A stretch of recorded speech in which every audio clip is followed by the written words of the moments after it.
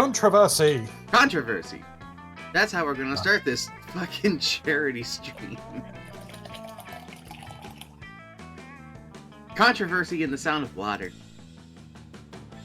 Oh, right. Sorry. No, you're fine. It's not that bad. Honestly, that was a good pour. Like, a good ASMR pour. Oh, yeah. Yeah, we do that ASMR pour here, you know? We all about that pour ASMR life. pour in the poor cam. Yeah.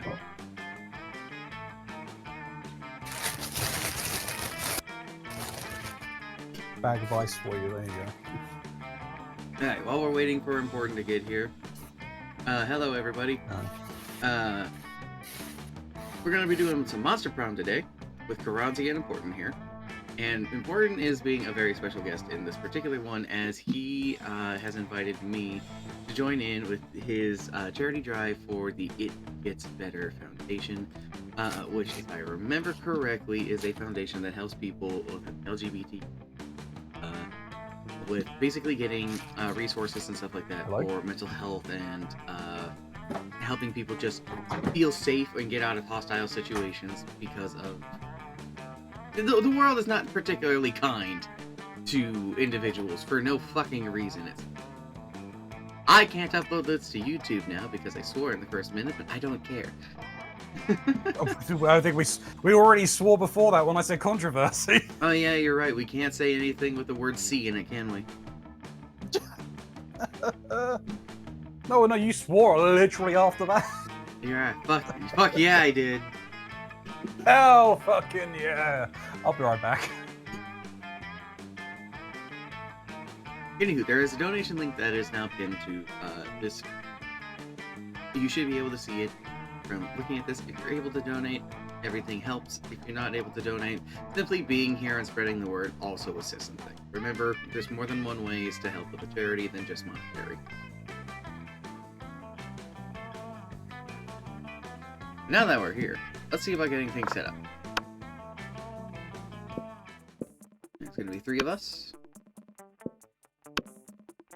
Full game. I have never known a game of Monster Prom to take an hour and a half. Never. Never fucking ever. Alrighty. Send an invite.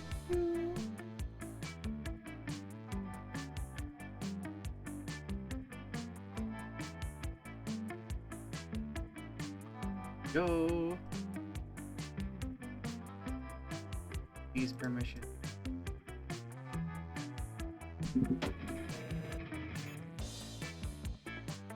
Spooky high school. The sweetest years of our lives. Back then, young and unafraid. Are we? Sometimes reckless, sometimes brilliant, sometimes just stupid, but always willing to live life. A wild journey to discover who we really were. Alrighty. It's me. It's me. Max. Mouse. Me. I can do this. Alright, who wants to be player 2?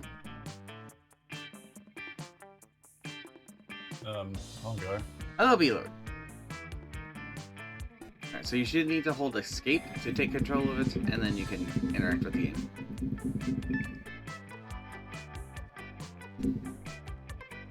At least that's how I remember it working. I should have given everybody mouse and keyboard privileges.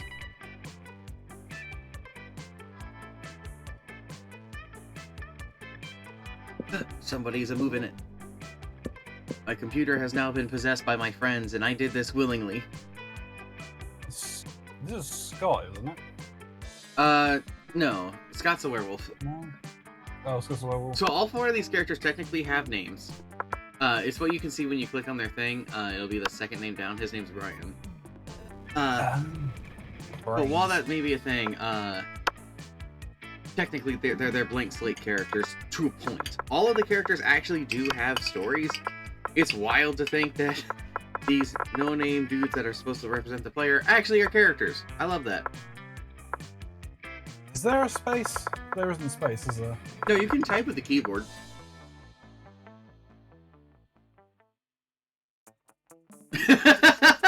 There you go.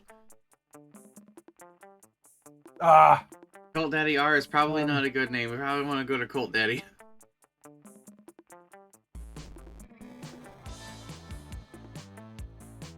Yeah. We'll just stick with that. That works. Oh. Jump, jump! There we go.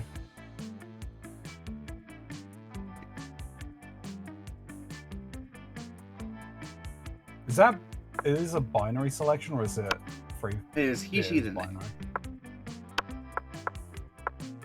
Just for general okay. And that means that the player 3 will be important. Move this off so it doesn't accidentally select that one unless that's who he wants to play. Serving cult.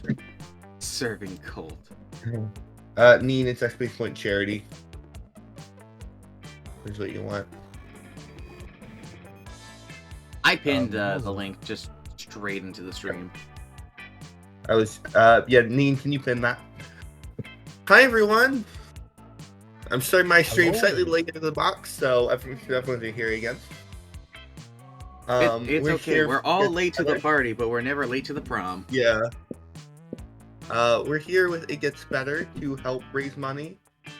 You could also pin if you're here. We're here to raise money for It Gets Better. It's an amazing charity that helps LGBT youth understand that life does get better. It's not only gloom and gloom, and life will without.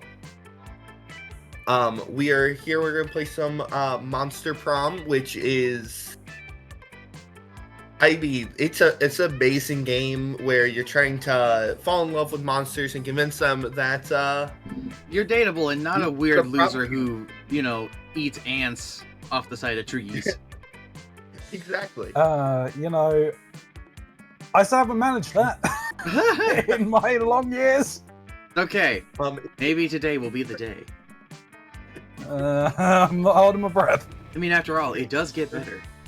If you're not able to donate, please spread the link around, spread my stream, be here. It all helps. It all helps.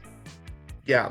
It doesn't matter who you spread the link to. Spread it to your neighbor, Jerry. I don't care. Send it to your pastor, your rabbi, your serfs. It doesn't matter. Well, these are wholesome Christian Minecraft streams. Wholesome Christian Minecraft streams, completely. I'm gonna take over Vicky.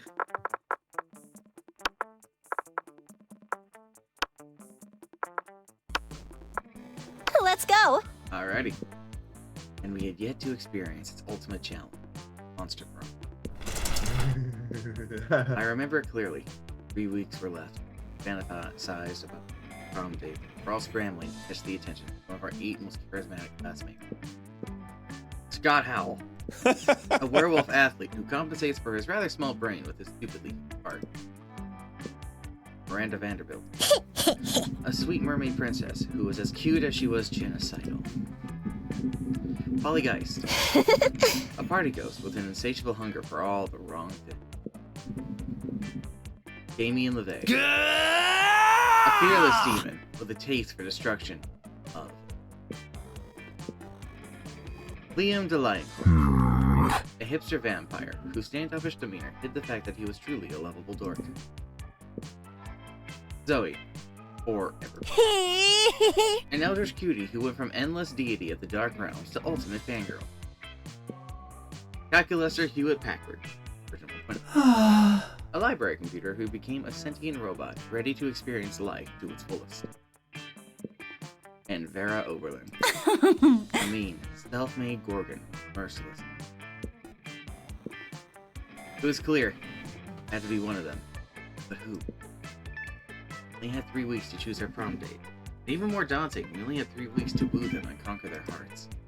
But as I already said, young, afraid, start. Welcome to Monster Prom's stupidest pop quiz ever! All minds are rotten, but they are rotten in so many different ways. Worry no more, we're using our PhD in bullshit to diagnose which kind of deviant sicko you are. Monster Prom's stupidest pop quiz ever, TM. We'll throw a bunch of absurd questions at you and turn your answers into your character's stats. This way, each of you will start by having stats that better reflect your true selves. Let's start. Which god do you pray to each night before sleeping? Alright, and me. Praying is for fools. The compromising pics of a god molesting a tree, and now I blackmail them for whatever I want. Praying is kinda lame. I have a group text set up with some deities, Dionysus, Basset, Loki, coolest cast in town. I pray to all kinds of gods. I have this business where people pay me to deliver their prayers every night. I even started to look for a Chinese factory to outsource the prayers. Oh god, I've never seen this one. This one's new. This is wild. I played so much of this. I'm gonna go with that one. Alright, Karanzi.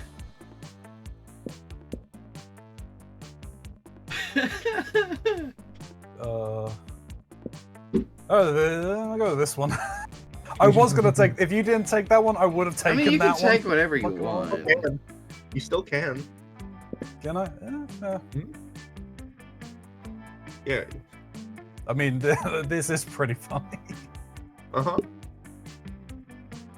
Of course, I of course prayed everyone. Love Loki. Ah, cool. I'm wealthy. If you were the leader of a new country, what would your flag look like? Flags are outdated symbols that lead to unnecessary nationalist exaltation. We will replace flags with a national QR code that will provide online coupons for freedom. I'd go for a simple 3-colored stripe approach, where each color represents one of our country's values. Blue for diplomacy, purple for patience, and red for the blood that will be spilled if anyone tries to overthrow me. Just Garfield's face. It's a power move. There's no doubt you're the supreme leader of your land if no one stops you from making Garfield the flag of your country. Damn straight.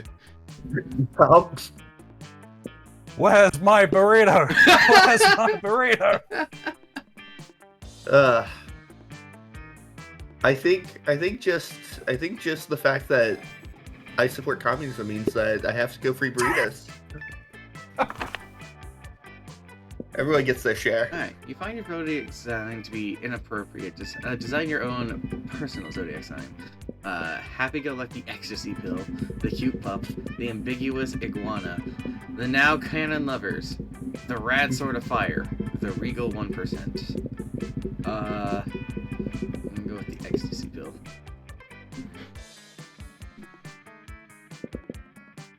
They were roommates. They were roommates.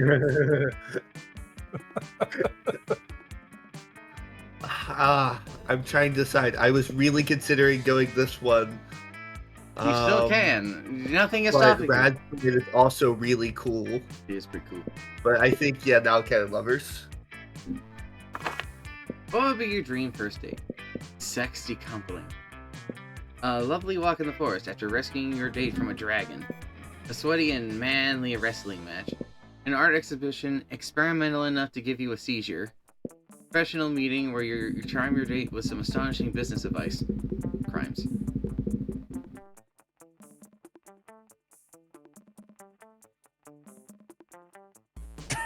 I mean, Engage in crimes? Yeah, be gay, do crimes. Nah. That's why I outsource the crimes. Someone can be gay for me. Yeah. You be crimes, do gay. Be crimes, do gay. And remember, above all, it gets better. Get better.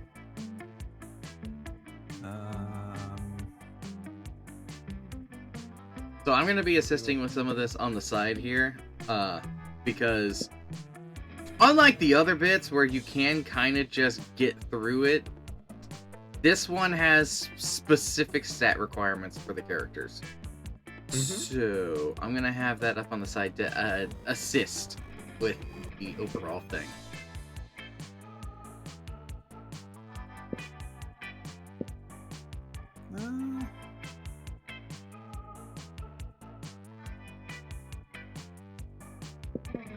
Wait, whoop.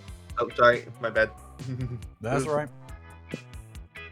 Yeah, I'll go with that one. Move my mouth off. Right, Yeah. yeah, it's the danger of it. Yep. Alright. Where your time with your date, let's come and find him. Yeah, crimes. Grimes.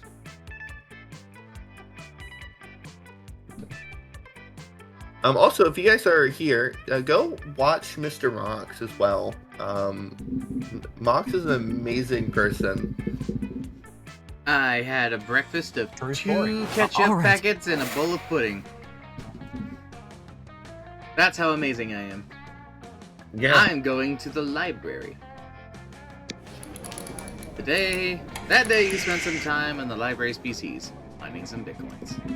This is supposed to have something to do with solving algorithms and the rise of cryptocurrency, but you guess that nobody actually has any fucking idea how it really works? Anyway, you gain plus 2 bitcoins, which is equivalent of $2 million! Which is, unfortunately, equal to 2 monster dollars, so plus 2 money. Damn! Spot Vera and Polly discussing something. Gotta get into this conversation. It's bound to be something nasty. Hi. Hey! What? What? Are you going to that party tonight? At Dale, the mummy's crypt? Dog stars aligned with Venus or something, so his parents are being a pure energy for the weekend. He's got the place entirely to himself. Might stop by. Yeah. Yay! Okay, so listen, Scott's gonna be there too, and I totally want to spike his drink. Not bad. Now I'm interested. Are you thinking laxatives or Viagra? Ugh. Gross! I was Lame. thinking something fun, The like voices are a shrooms. bit loud. Voices are a bit loud. Lower the audio. Mediocre. Shrooms won't even dissolve in his drink, you idiot. You there, back me up in this. What do you think we should put in his drink? Yeah, make it something fun, like shrooms. Moonroot. It introduces werewolf transformations. He'll be a literal party animal. You want to make him a laughingstock? Use that flower that makes a person fall in love with the first thing they see. You can make him fall in love with a chair or a houseplant. Oh. You mean love and idleness? The one of the fairies use on each other whenever they're having an argument. Can make it more perfect. I'll have my man in the Fae realm send over a case of it. The next day. Couldn't have given me some kind of signal? Anything? Dude, I don't know if you were going to be coming down the stairs right when Scott opened his eyes. I definitely didn't know you would fall in love with just your leg. I mean, I've had my leg humped before, but to completely ignore me while he was doing it. I know! Rude! It's not really his fault. He's just a big dumb werewolf after So all. pathetic. The real blame lies with this idiot. This idiot is you, idiot. Aw. You lose 2 smarts and 1 charm. Sure. And yet I got 1 heart. I still got a heart out of that. I'm off to a rolling start. Yeah, amazing start.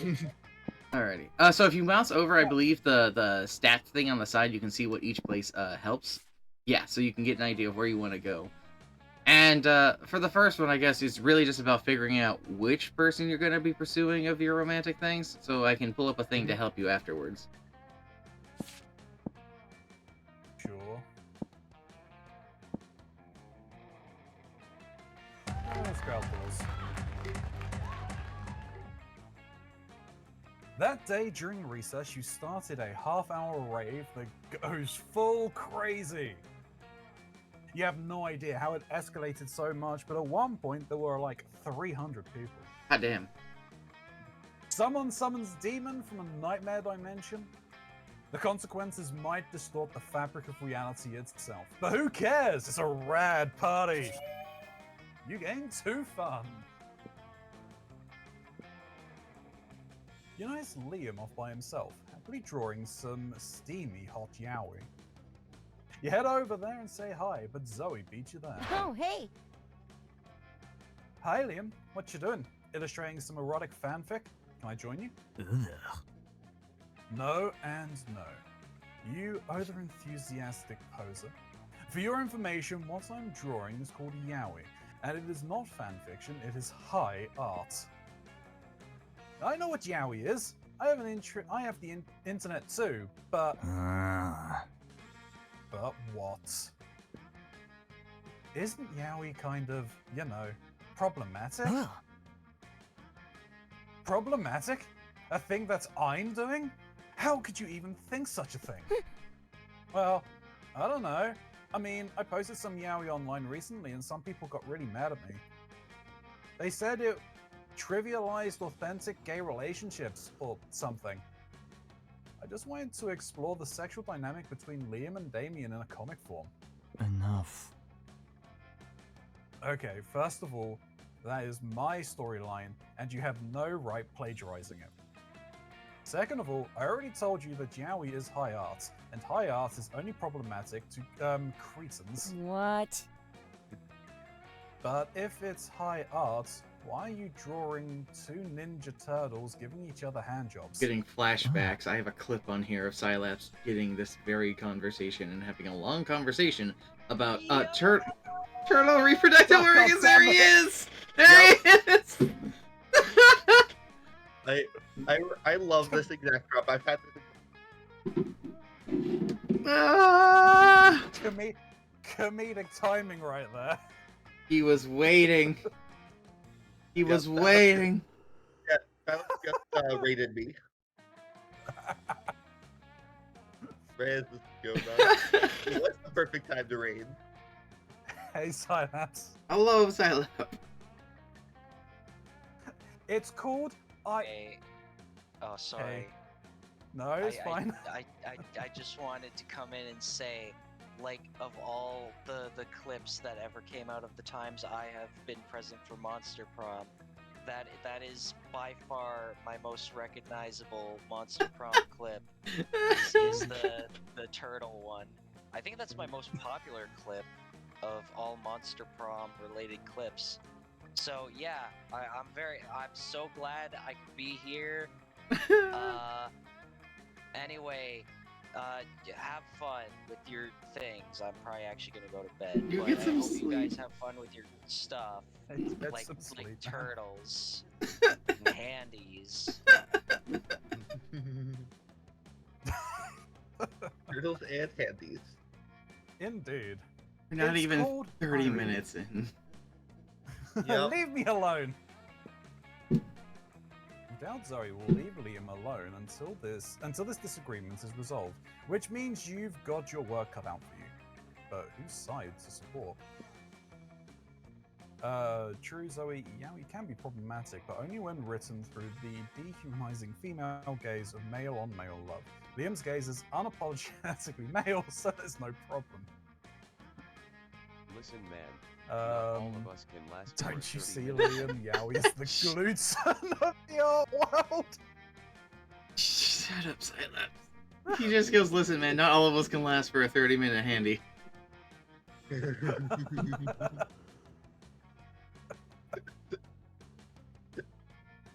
It's for charity, I remember, everybody. Yeah, this is charity. Well, all wholesome. All We're wholesome. a wholesome Minecraft stream Christian thing. I don't know. It's gluten of the art world.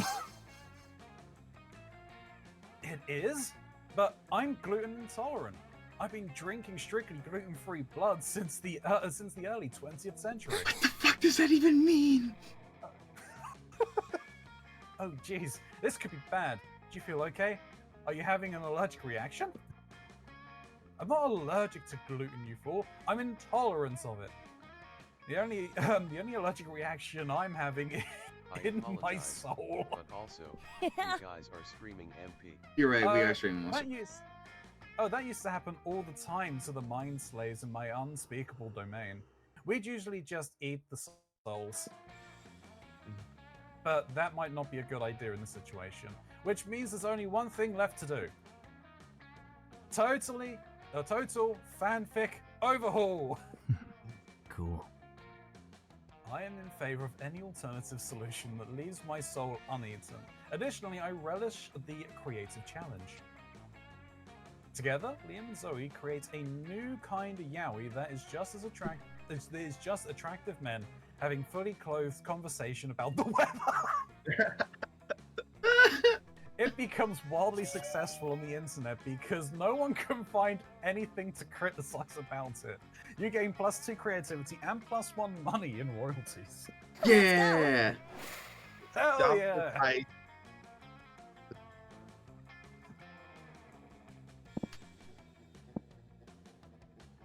Yowie! Yowie. Yowzers.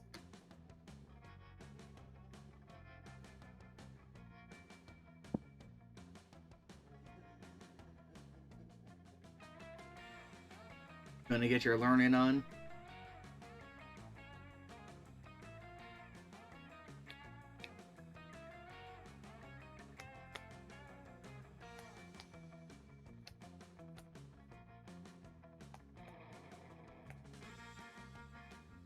Bronzy, are you okay over there? Yeah, I'm fine. I'm just jamming. Just jamming? Just jamming. Rocking out? I feel like jamming too.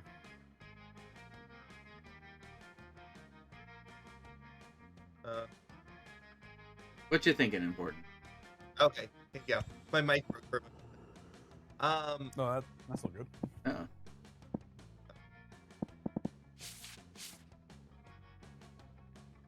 Ooh.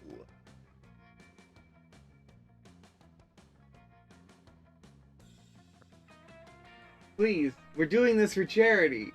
You don't have to do this every time. No. Yes. No. Also doing it. What do you mean you're doing this for charity? Ah! Ah! Donate, everybody. Donate. I knew. Hey, Ew. Stu.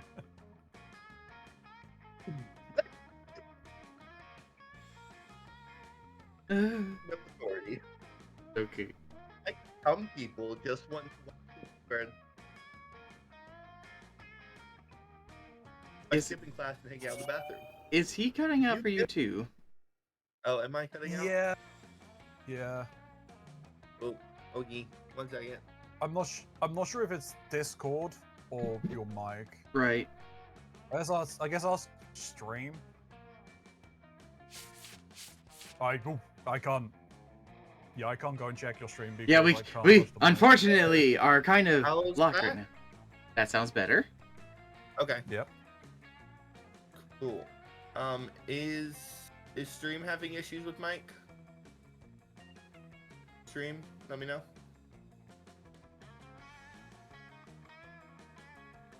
I don't know what's going on. Let me check my resource management real quick. Okay. And see Yeah, if you're sounding a my lot better. I switched mics on Discord away from Chris. Away from my noise suppressor. It should be good. I'm not Oh, yeah. peeking in anything. Noise Let me just- suppression. Noise suppression can like- work against you. Oh it yeah. really does. On Discord, it keeps peeking my mic. Let me close that. Yeah, I'm not peeking anything, and my stream's not dropping any frames. Let's say it's working and continue. Yeah. Yeah. You give +0 shits, but you give +2 boldness. Woo. For being in the bathrooms.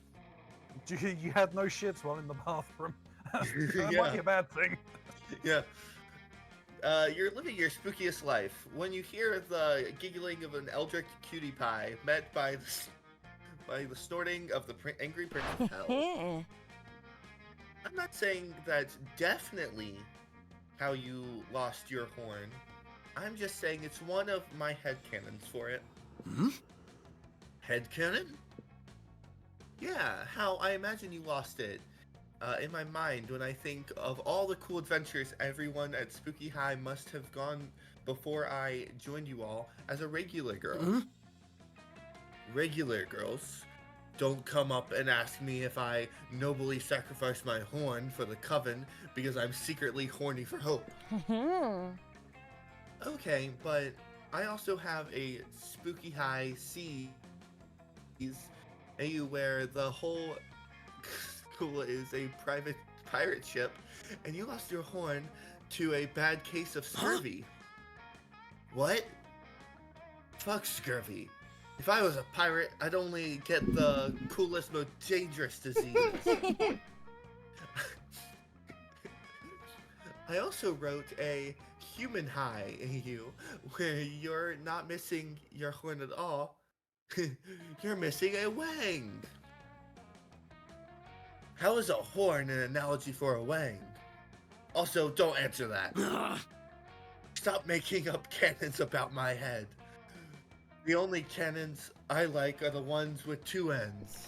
I'll happily stop making up headcanons if you tell me the real story, I don't like any of these options. You could tell Zoe that Damien lopped off his horns to piss off his dads. You feel like you heard that somewhere. But friends don't tell friends their other friends or any secrets. This looks like a job for lying.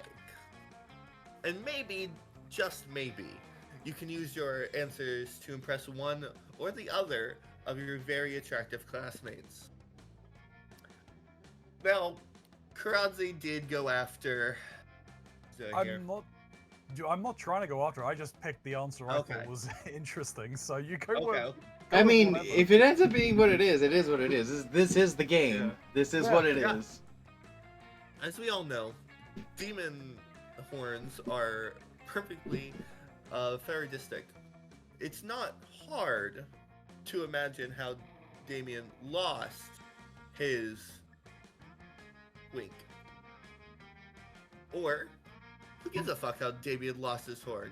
You should see what the other guy lost. It was most things. Yeah, I think we go with Zoe here. So charming. Yeah, I'm very charming.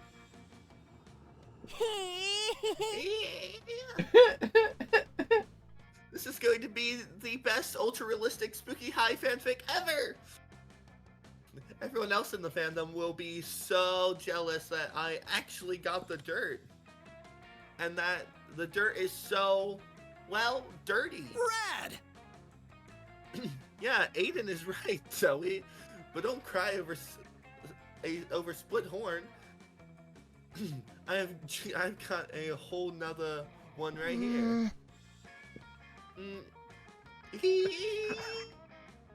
OMG! OMG! Aiden, I can't believe you know all of Damien's secrets.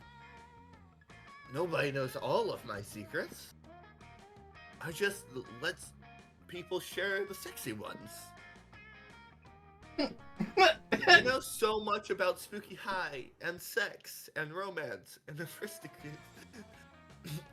Sorry, I butchered that. Yeah. Aphrodisiacs, but yeah. Aphrodisiacs.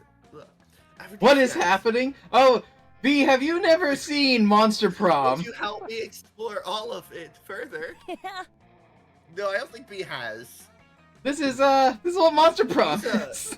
He's a good little girl. But in this moment, As a consultant on my fan fiction, it would be horny. Sorry, it would be your honor if there's a way that tentacle weirdo's heart. It's definitely through Spooky High fanfic. You gain +2 creativity and +1 fun. Alright. Everybody choose an activity. Say your choice out loud with the rest of the party. Sex! What do you say, Mox? Sex! Sex. Gay. No, that's cheating. Can I choose sleeping? Sure. What was Karanzi's? Gaming. Gaming. Okay. Gaming. So we have sex, gaming, and sleep. Yup. Players disconnected on how wrong it would be to partake in this activity as a way of keeping a group of babies distracted. Yeah! I win! Cheated. I win! You win. I think sleeping is more irresponsible than gaming. I think you could distract a bunch of babies with No. gaming. Yep. Well, I mean, like, distracting them by putting them to sleep? No. I'm sleeping Exactly. in front of the babies. Fair. Sadly, Karanzi was the most responsible in this case. Yeah. Boring. Alrighty. Now we get to go spend our lunchtime. Oh, hey, the shop. I have And money. you're gonna I spend could. your lots of money. I could go spend my money, or I could go hang out over here. But I could go spend my, or I could hang out. Mhm. Choices. You find Damien Vera hunched over a scale model of Spooky National Bank made of milk cartons, lunch trays, and ketchup packets. Alright. We go into the side entrance. Disable the alarms with an EMP and blow up the safe. Why don't we just blow up the side entrance? Blow up the alarms and blow up the safe. Because we only have so much C4, Damien. That sounds like a personal problem. What's this thing? Damien points at a kosher dill pickle in front of the vault labeled Police Ogre. That's the Police Ogre. He's got eyes all the way around his head. Never sleeps, doesn't take bribes, and is invincible in combat. Can we blow him up? No, we can't blow him up. We need to find a way around him. Well, I'm out of ideas. Yo, Mox! We'll cut you in on the heist if you can solve this ogre problem for us. Luckily, you're a heist mastermind. Before Vera or Damien can react to you, grab the bank yourself and split the money with Vera. Eat the pickle. I like that!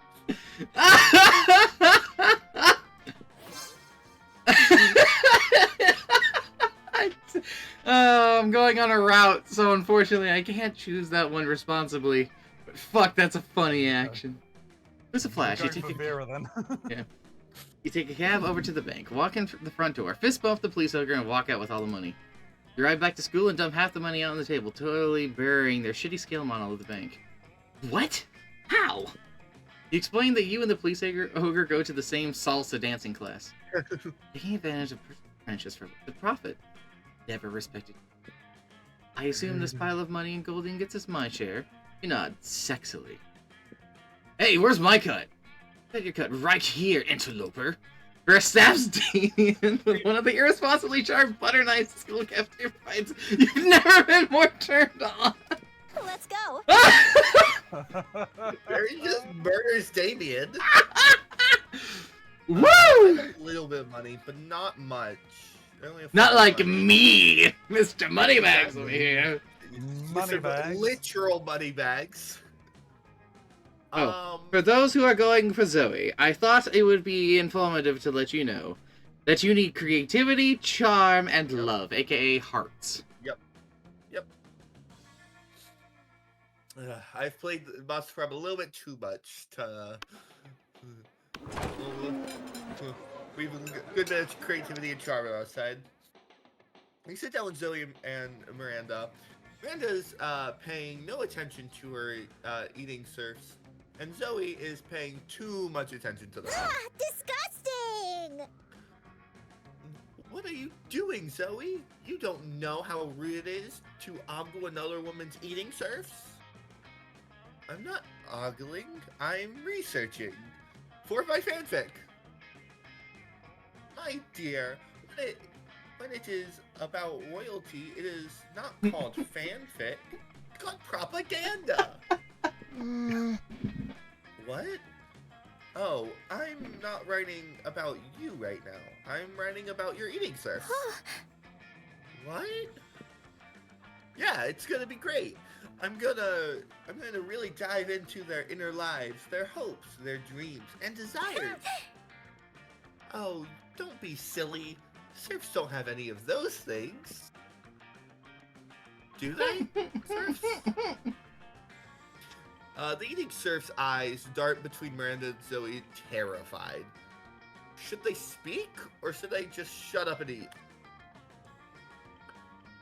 You're right, Miranda. Most serfs don't have thoughts or feelings. Only the really expensive and rare ones do. Make menacing eye contact with the two serfs silently. Silently place a piece of sushi in your mouth and chew violently. Ugh. I know what I should do to follow Zoe's path. I also know what I kind of want to do. I understand completely. I was in the same situation not 5 minutes ago. It's a pickle. Yep. I really was in a Mox is pickle. pickle. Yeah, most serfs do have... Oh, I'm sorry, Miranda. I didn't realize your serfs were common and inexpensive. I won't ask them any questions. Wait, of course my serfs are expensive and rare.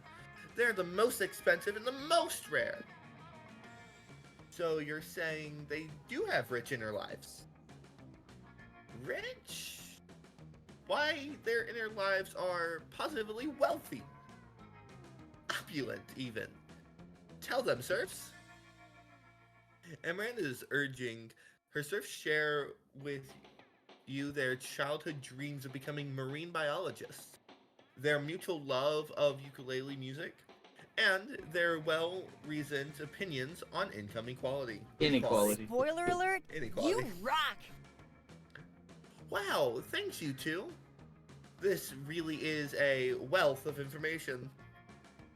Of course it is. Once again, it looks like lying was the answer. Zoe's certainly grateful. Sure. Now, where will Karanzi go? Will Karanzi spend time with I'm random not- people or go buy things with their money? I mean, I do have money. Or you could go to the Satanic Snacks vending machine and get a Satanic snack. I wish that was an option. How do I do that? Can't actually. Oh. Yeah. It's sad, they really should have that option. Whose trays of food are some of these? They're just kind of sitting off to the side without even like a chair. I mean, they're just Yeah. there. You just sit down. It's random potluck. You sit down at a table, and whatever's trays there is what you're eating. Got it. I sure do love eating this coffee cup. You know, I'll head to the shop. I got a decent chunk of change.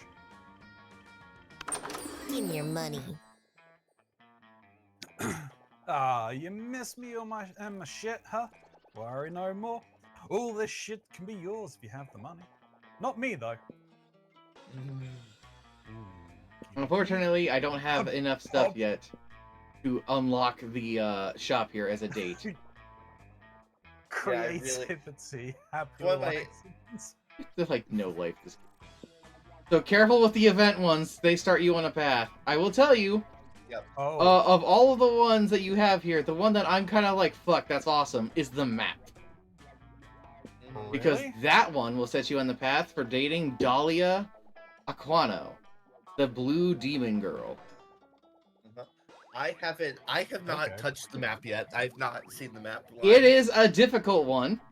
It's doable though. It's just difficult. I think I've Alright. seen every other event here.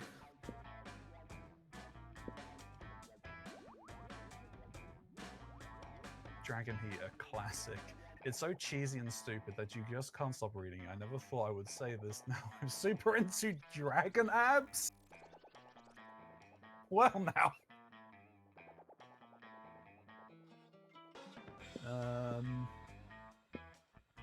I mean, I'm stupid enough to do this. To buy a PR PR agent. agent. It's so hard nowadays. Hiring a PR agent is totally a thing. No, I am stupid enough to do this. Go for it. Alright. Thanks. You've chosen a new path. You have Yeah. chosen a path. Remember, no remember- refunds. And for the first rule of Shop Club, no refunds. Alrighty. Everybody choose a place. Say your choice out loud for the rest of the players before clicking. I'm gonna say the Taj Mahal. Chipotle. I'm gonna go to the first one. Combine the bedroom. These are three wildly different. Player order a society based on how likely you'll be able to break up with your partner if you discover that due to an unknown reason they can't use the bathroom anywhere but in this place. Ooh! Ooh! we got Chipotle, the Taj Mahal, and the bedroom. These are all To be honest, I spicy think- options. I think the bedroom takes first place on this one. That'd be fair. But which is worse, the Taj Mahal or the fucking Chipotle? I think it's Taj Mahal because it's really hard to get to the Taj Mahal. Yeah. Like, I could deal with it if they go to Chipotle. I can only piss at Chipotle. Okay, I'll see you later then. Like a little weird, but you do you, I guess. Yeah. Alrighty.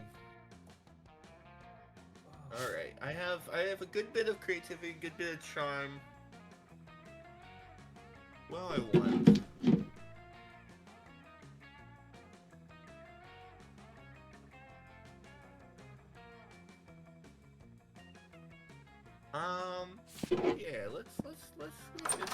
How's that? Hey, why would you study and... Oh, I didn't realize that that's where the shop was. Yeah, I was not the paying little attention. cat girl head was next to it.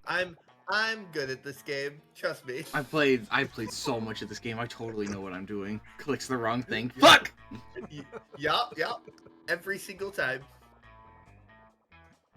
Hey, why would you study and prepare for your future when you can come here and buy some weird shit instead? Am I right?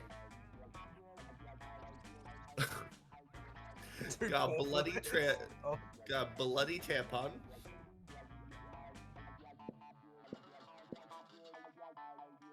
A fake badass tattoo.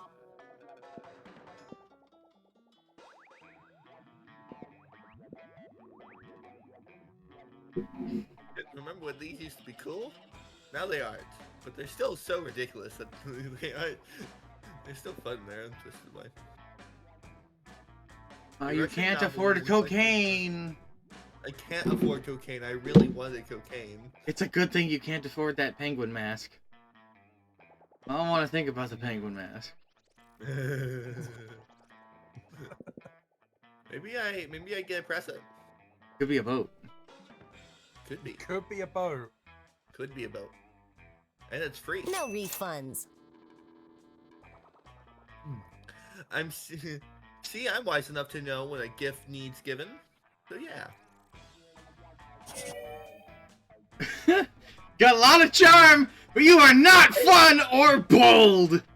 I am not fun or bold at all, but I am the most charming person you've ever Thankfully, met. I think that does benefit you a little bit. It really does. Your charm just went through the fucking roof. Yeah. It's itchy as fuck, but form over function, bitch. All right. Alrighty. Oh, that went well for me. I'm gonna go to the class. That day, listen to your elders and learn a valuable lesson. Sometimes, after all that monster nonsense and the dating gimmicks, you forget that attending class is supposed to be the primary activity at this high school. Game plus 2 smart. You notice Vera standing in the corner. Yes. Like a fresh braid on the back of her head is actually 2 of her snakes fighting. Poisons flying everywhere. Oh, I'm okay. It's just Hissy and Bob having another disagreement. It happens. This time, they can't decide whether Miranda's domain should be called a kingdom or an empire, and it's like, who cares? For my hair, I would sell them to Thailand, where they eat snakes. Decapitate them to set an example. Some bangs. Snakes get feisty when they don't have enough. Put them to work. Build.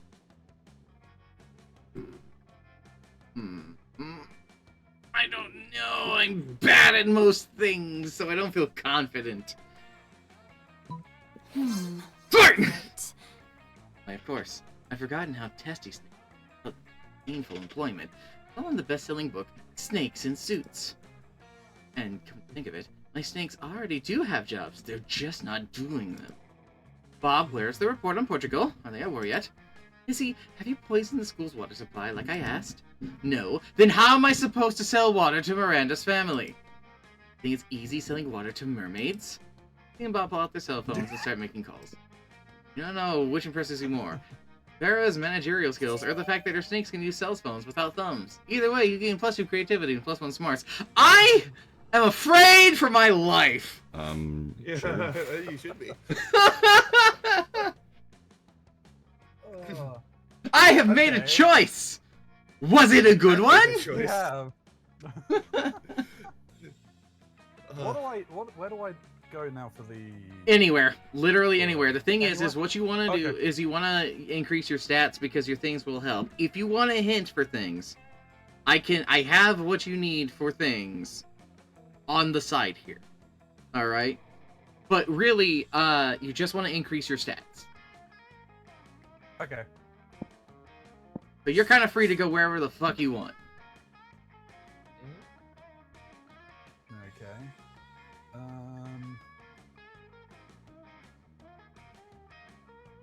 want to go to the auditorium.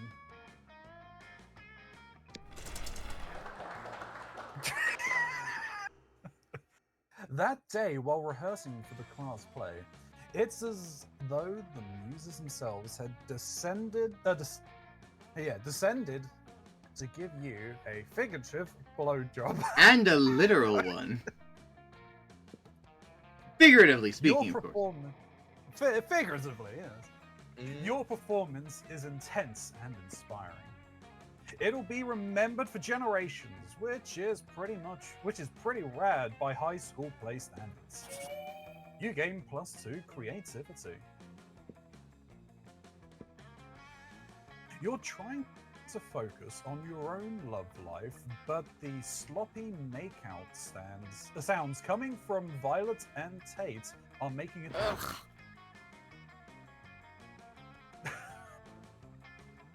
Take that somewhere else. My snakes will never be able to digest their food if they have to watch this disgusting display. Yeah, and my fanfiction muse is running for the hills. How am I supposed to write romance when the two of you are making it look so unappealing? No surprise you're alone. Well. Sounds like somebody is a little bit jealous of our amazing, perfect, wonderful relationship. We're not bothering anyone. You commented on my fanfiction, on my fanfiction. Still not as romantic as every day with my bae. And then a bunch of hearts, eye emojis, and stars, and also the kimono emoji. Why did you comment the kimono emoji? You see, Zoe, this is why it's better to be a strong, independent nightmare creature. Terrifying women. They'll terrify women. You don't know what you're talking about.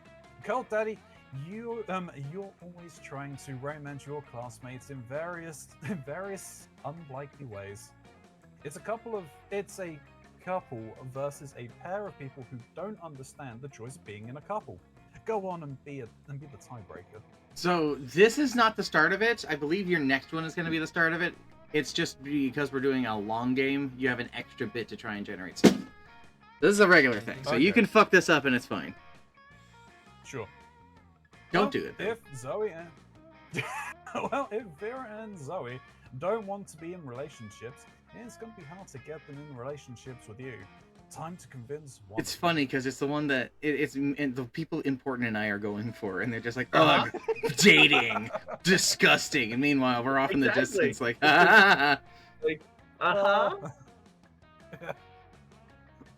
Vera, historically, the only reason why people marry was tactical alliances and increasing the wealth of both families. So really, marriages are a great way of solidifying and increasing the power and material gain. Zoe, when you're in a relationship, you could do silly couple costumes for Halloween, like peanut butter and jelly, or puberty and shame.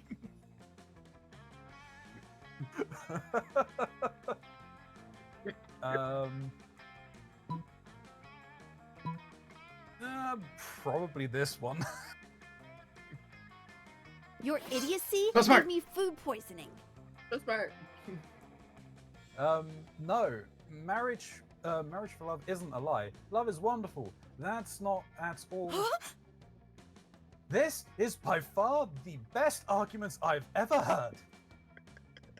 Violet and Tate, you may be brainwashed by the series of never-ending heteronormative rom-coms, but if you woke up to the reality of the world, you would realize your alliance is weak as shit and you're vulnerable as hell. I'm not proud of it, but I spent a long time exploiting people's weakness to take over various dimensions, and you two do seem pretty vulnerable. What a parasite! We're not vulnerable, we're in love! That has been quite pleasing. You have raised a truly excellent point, Cold Daddy. You just might make yourself the smartest alliance. Make for a smart alliance yourself. Maybe someday we'll make a point to check each other's bank balances and list of assets. Holy fuck! Checking bank balances and asset lists are basically second base for Vera. You gain +2 charm, +1 boldness. Not what I was expecting, but okay. That weekend, something happened to. Ooh. Aiden. Let's For go. your charm. There's so much charm. What's a rad monster to do on the weekends? Only hang with the absolute raddest gals. Well, that's an interesting lineup. I am afraid. I am terrified. I'm also terrified. This seems like you're going to die. Yeah. Alright. In the absolute raddest place, the glorious mansion belonging to your dear spooky high friend Juan the small magical Latina cat. Yeah! Oh Juan! my god, yes! Oh, you want? Yes, I get to play with Juan. But alas, even the best of parties wind down eventually. Lame. Man, this party was the best of parties, but it seems like it's winding down. Yeah, I can feel the frenetic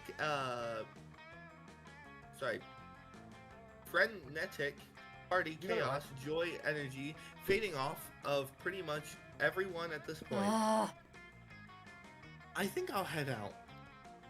And I'll head out if we're counting the snakes. That's such a dumb joke. I can't imagine anything else exciting is going to happen here. Oh no. So, Oh. Game Dimitri. crashed on me. Yeah, I see that. Hold on a second. Let me. Yep, I'll wait till you return. Dimitri is here. Dimitri, this you know who's usually right behind Dimitri, right? Uh-huh. This is going to be a very interesting... Dimitri appears and I get booted. Ah. It's going to be very interesting. Isn't it funny how you've never seen Karanzi and Dimitri in the same place at the same time? Look, I don't want to say. Are you back, Karanzi? I am in, yes. Cool. It's Dimitri. And Dimitri's eyes, and Dimitri's hair, and Dimitri's abs. Hi, Gray. Yep, Monster Prom. Only finished the first week. I see this pitiful party is fading into mundane nothingness. As you all will, too. Unless you join me on the dark side to bring chaos and destruction down upon civilization. In which case, the stories of our dark deeds and dark souls will live on forever. Yes. I mean, I'm already dead, but yeah, that sounds kind of dope. This party's a bust now, so... Great. I could dig it. I'm sure there's a profit to be made in chaos. Zoe? Just like to point everyone's attention to Zoe's eye. Crazy eye. Continue. Oh shit. Seems like your friends are down for just about anything when they're bored, including bringing destruction down upon the world. Time to revive this party and keep your friends from being swayed by sexy Dimitri. By using an ultimate DJ strategy that will bring everyone's attention back from Dimitri's abs and back on the side of right. But of course, the level of masterful, complex DJing you intend to do can't be done by the hands of one mere monster. You need your most trusted friend with the ultimate DJ partner, someone touched with consent by the god of party. So who do you think has more fun, me or Karanzi? Oh. I have to keep trying to clean while I have strength. Well, this could be interesting. They call Cult Daddy DJ because he's the DJest of the I wish you all DJs. best in They call it monsters. Mox DJ No worries, DJ. You do what you can. Because he claims Hope it goes well. to be DJer than Cult Daddy. If this affirmation is true, that's something we will no by choosing this option. Who has more Okay. fun? Clearly, it's not you. Not No, me. it's not you. I'm. Let's look at some stats here. Hey, Oh. use your memory. Use your memory. I know who it is. I know who I know fun who it stuff. is. I think Mox is more fun. Does it? Do I? Go with that. I do. So fun. It was me. Yeah. My fun is 4. You ring up Mox, who frankly was only not at Juan the Small Magical Latina Cat's rad party in the first place because he was already doing rad DJ work over at Juan the Tall Mundane Jewish Goblin's place. Yeah, I mix them up all the time. Yeah. They are. Someone went, "Hey, are you going to Juan's house?" I'm like, yeah, I'll be at Juan's house. That one, right? But Mox is a badass friend and is over at the smaller, magicler Juan's place in no time with all of his sick DJ tools in tow. Classic. Is this me or do you? I mean, I can read if you want. No, it's up to you. I don't know. Alright. Oh man! Mox, did you bring the sword of DJing Destiny? Oh my gosh, I thought it was sunk down at the bottom of the lake. Terrible bless. Not bad. Anyone in possession of such a mystical artifact is okay in my book. And you're okay by association for choosing Mox. As such, the two of you get down to business. Because I'm going to Ferreira, I am all about business. No! Stop that! Don't indulge in secret DJ magics. Join the dark side. But a sexy please fall on uncaring ears because you and Mox have already begun unpacking your DJ shurikens, which you hurl through the air with precision and somehow music. Also, I don't know. I told you, becoming Hokage was always going to solve my problems. Zep Also, Brannigan I- Hokage. You draw 5 pentagrams made out of a quarter and half notes on the floor. Feather, songbird, and finally, stand behind the podium, flies with the divine energy of the rituals you've just performed, pulsing potential. Press play on the Bohemian Rhapsody by Queen. Yes. OMG, yes! Yes. You follow this with Mr. Brightside. I'm coming on my void, I'm doing just first! And finish off with a sensible opus by Eric Prydz and Ace of Base's It's a Beautiful Life. On nights like these, it really is. That tip jar is overflowing, and I'm assuming I get a cut for being generally fierce. Haha, it's because I'm too afraid to say no! Stop this! Stop all of this music! It's giving me such feelings! You play Wake Me Up Inside by Evanescence, and Dimitri gently and dramatically weeps. It makes me remember a time when I too was woken up inside. No! Dimitri disappears in a puff of smoke as you and Mox keep this sick party going all night long, earning both +2 boldness and 1 creativity. Haha! I don't know how I got here. Everyone chooses something cool. My DJing abilities. What's something cool? Dragons.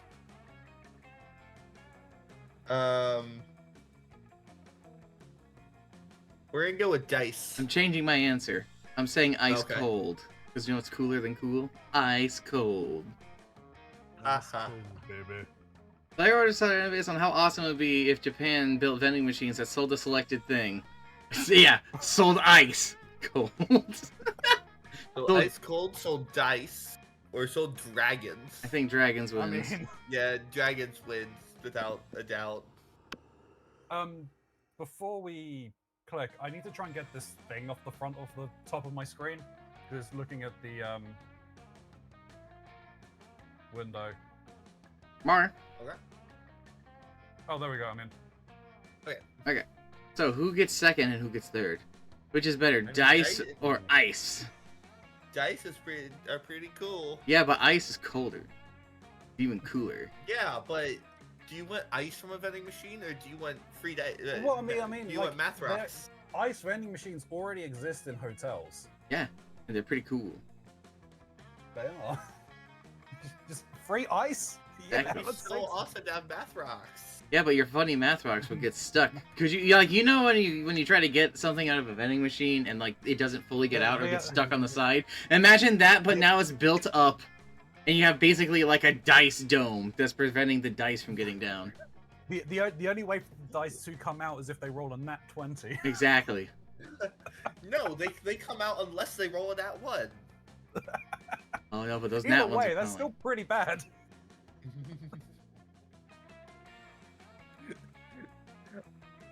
I'll concede Like, to... like if it's RNG that you're getting your dice. Yeah. No, that only makes it more awesome. Your money. Sure. Nobody can go outdoors. The cat girl has taken it over. Oh, okay. Unless you have for some money to reason, I don't spend. actually. I would advise against spending money, Karanzi. You have $2 to your name. Ooh, yeah, no, I was not going to be spending money. Which means I was actually probably going to go to the library to try and get money. If that's when. Yep. That's my weakest stat. Everything else is okay. You could use more fun. I could use more fun. Money I don't think I really need, so I might actually go outdoors again then. No, I can't go outdoors. You That's can't where go I'm- outdoors. Oh, You god damn it. You specifically can't Damn. get fun. It's a shame. I said, Why not get that boldness up? Go to the bathroom. is that boldness? It is boldness. Yep. Charm would be the gym, creativity is the auditorium. Yeah. That's right, be bold. Go to the bathroom and don't tell anybody. That day, you visit the bathroom to go to take a number 2. Don't worry, there won't be any illustrations of that specific moment. The thing is, you make one of the boldest decisions in your life. You don't use paper on the toilets. You don't put toilet paper on the toilet seat before using it. That is bloody bold. Oh my god, you stitched your sweater to yourself. That is so bold. true. I have. What? What? You look at you, you crazy bastard. You gave +2 boldness and probably +1 Staphylococcus. Staphylococcus with a slight chance of +1 STD. Wow, that stat never goes away. Yep. No. You're wandering down the hallway reading Here it is. Dragon Heat as discreetly as you can. Which apparently isn't very, because Polly and Vera clock this immediately. Ugh. You're actually reading erotic fanfiction about dragons? Yes. Because we love Dragon Heat. It's all about 19th century Russian literature. Oh, I'm all about 19th century Russian literature. But a ghost girl can't say no to some erotic fanfic, am I right? I've literally been working on my Morgana von Breastreach cosplay all week. Don't worry about why. Speak for yourself, Polly. I don't. I've never... Okay, fine. I may read Dragon Heat, but don't go around just telling people. Psh, we're clearly safe with him. As a fellow Dragophile, we can always be trusted. Are you sure? I mean, anyone into Dragon Heat must have a wicked mind. 297 chapters and counting, and it still manages to amaze me with all the new levels of wrong. Yeah, right? Fucking love it! Yeah, I must admit, I'm a bit vanilla when it comes to fave chapters. Mine is the one where Harold McDonghard, Horace the Hydra, and deranged Draco Delacroix have to rest at an inn after the Choking Bay adventure, only to discover they have just one available bed. There's only one bed. The classic fanfic trick that never fails. Yes, that one was good. I personally prefer the one where Vanessa unmasks her masked savior after a passionate kiss, only to discover it's herself. And then they totally bang. I'm not a fan of time travel, but sign me up for some good self-sex.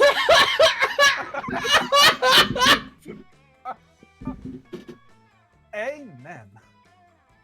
What about you, Cult Daddy? What's your favorite story arc? Nothing to worry about. You'll just be revealing your inner kinks to us. No pressure. So I know what one you should choose, but I will let you decide if you want my help or if you want to handle it yourself. Easy. The Sexcalibur arc, where they want to discover, the chosen one who can control the mythical Sexcalibur dildo, and they have a super orgy so everyone can have their turn with the dildo. What about this exciting chapter I've written myself?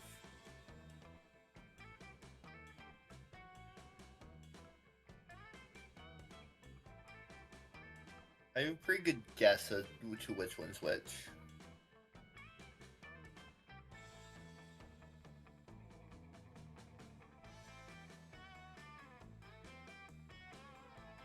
So if I get this wrong, do I screw myself on this path? Yes, you do.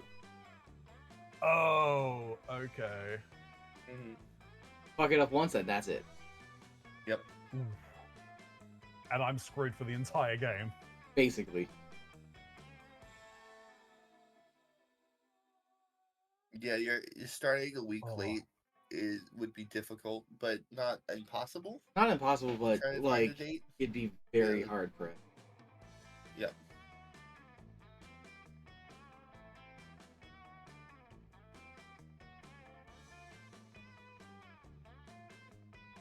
I'm honestly not sure. You need to phone a friend.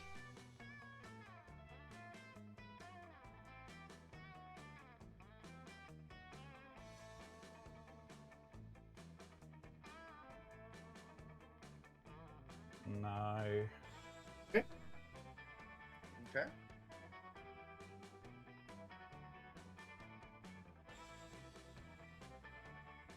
Because at the end of the day, I'll make my decision, and if I get it wrong, I get it wrong. It's just I don't know which one I want to choose.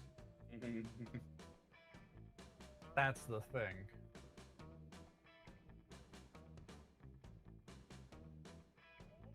Mind you, these are all still dictated by your stats.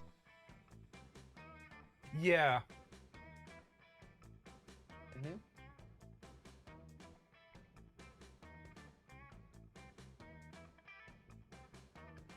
Oh, okay. In that case, then, so I take it that is there a?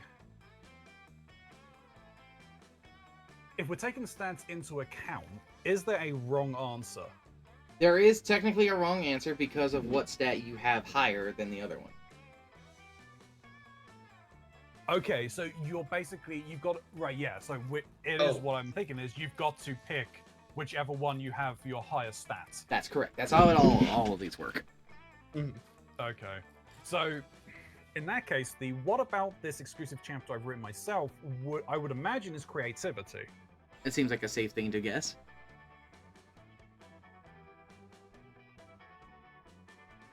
It does seem like a creative thing to say. Yep. Yeah. But then I don't know what the easy or what the top one is. This Excalibur arc. It is a thing. But you know you have an 8 creativity. That is your second highest stat, so unless the first one's smarts... Yeah, that's the worry. I'm not sure it is smarts. It could potentially be fun or maybe charm. In which case, if the second one's creativity... Yeah. I'll go with the one I'm kind of more sure on, which I would say is this one. Okay. That's what I'm gonna pick. Okay. I've locked that in. So which one for me at this point would be the correct answer? I'll tell you what. Which one are those? The top option. No, I'll tell you after you click it. Yeah. Okay. The top one was fun. Oh, thank God. Creativity. Yep. You chose correctly. Ugh, Just barely. what? Just barely. Let me see. Vera takes the pages from your hands, and they both start reading. They devour your piece of art in mere minutes. Just wow. Yeah, Boo. This is wonderful. So full of twists. Harold all unsettled from being betrothed to the evil queen, Rose Queef. And then it turns out that the insecurity wasn't due to marrying his mortal enemy, but because he didn't know if he could please the most sexiest dragoness of the 8 kingdoms. Kind of nice that you show him some vulnerability. So he goes and sticks his dick in a pie to practice? Classic. But then, oh no, the magic properties of his dick grant the pie life? Hashtag mind blown. Yes, I thought for a moment it was a cheap trick for comedic purposes, but then you went all in with the love triangle between Harold, the Queen, and the pie. I must applaud your boldness there, and the level of depth in the emotion. I never expected it from a fanfic for fanfic. Also, sick ton of pie sex. That pie really knows how to use its pie hole. Fucking hell. Cold Daddy, here is the Droskowski of cheap erotic dragon fanfic, sweetheart. You should post it. You'll be king of AO4 in no time. Yes, a brilliant deviant mind is definitely arousing. Fuck yeah, it is. Maybe someday you could write an erotic play for us to enact, if you know what I'm talking about. We all know, Polly. But sure. 6 skills in fanfic writing and obscure skills for impressing your classmates. Here you go. +2 smarts and +1 boldness for you. Alright. This fucking game. Yeah. Hell yeah. I'm going to the library. Yeah, Because I wanted the money. That day you spent some time on the library's PCs, sending malicious spam emails in the hopes of stealing other people's money. Doesn't sound very nice. But who's really the one to blame if they respond to such a blatant scam? You lose 10 karma, which isn't a stat in this game, and you gain +2 money. Afterwards, you discover you've been poisoned, and only Vera has the antidote. She does this all the time. Now she invites you to hang out. Hey there. Haha! Haha! Oh god! Yeah. There you are! Thank you so much for coming. I'm embarking on a new criminal enterprise. I need Consley. God damn it, I know how to pronounce this. Fuck it. Consley egg? Idea is simple yet brilliant. Think Uber, but for killing people. I call it murder. But it turns out the market is flooded with assassination apps. Assassination apps and blood. Need you to get ahead of them. Differentiate yourself by being the only service that offers free-range organic murders. Viral marketing, literally. Taylor, a highly contagious virus that makes people love murder. You can do that? Great, you can use my private chemical weapons laboratory. Uh-oh. Okay. And so, I can't help but feel like I'm dating a Resident Evil villain. True, but also, you're a chemist. Yeah? Don't you know one of the things you do as a chemist is abuse your powers? This is working better than I could have imagined. Demand for murder has gone through the roof since you released that virus. The side effects include vomiting, bloody tears, male lactation, cobra feet, time to... What the fuck is cobra feet? Time dilation, rigor mortis, rectal teeth... What? Renegade spleen, microaggressions, sudden tattoos, hair trauma, liquefaction, and coughing. Hair trauma? But it's well worth it for the profits I'm raking in. Plus, I'm making a little killing selling people the antidote for all those side effects. Not actually an antidote, though. Same difference. Do you know maybe think of heroin to babies as a cough suppressant? Yeah, the real world is exactly as immoral as a video game. But whatever, you gain +2 creativity and 1 money. The blood Let's money. go. Yep. Alright. I'm Where do I wealthy, need but to at go? what cost? I think they up my creativity a little bit. Yeah, it's probably for the best. I have plenty of charm, though.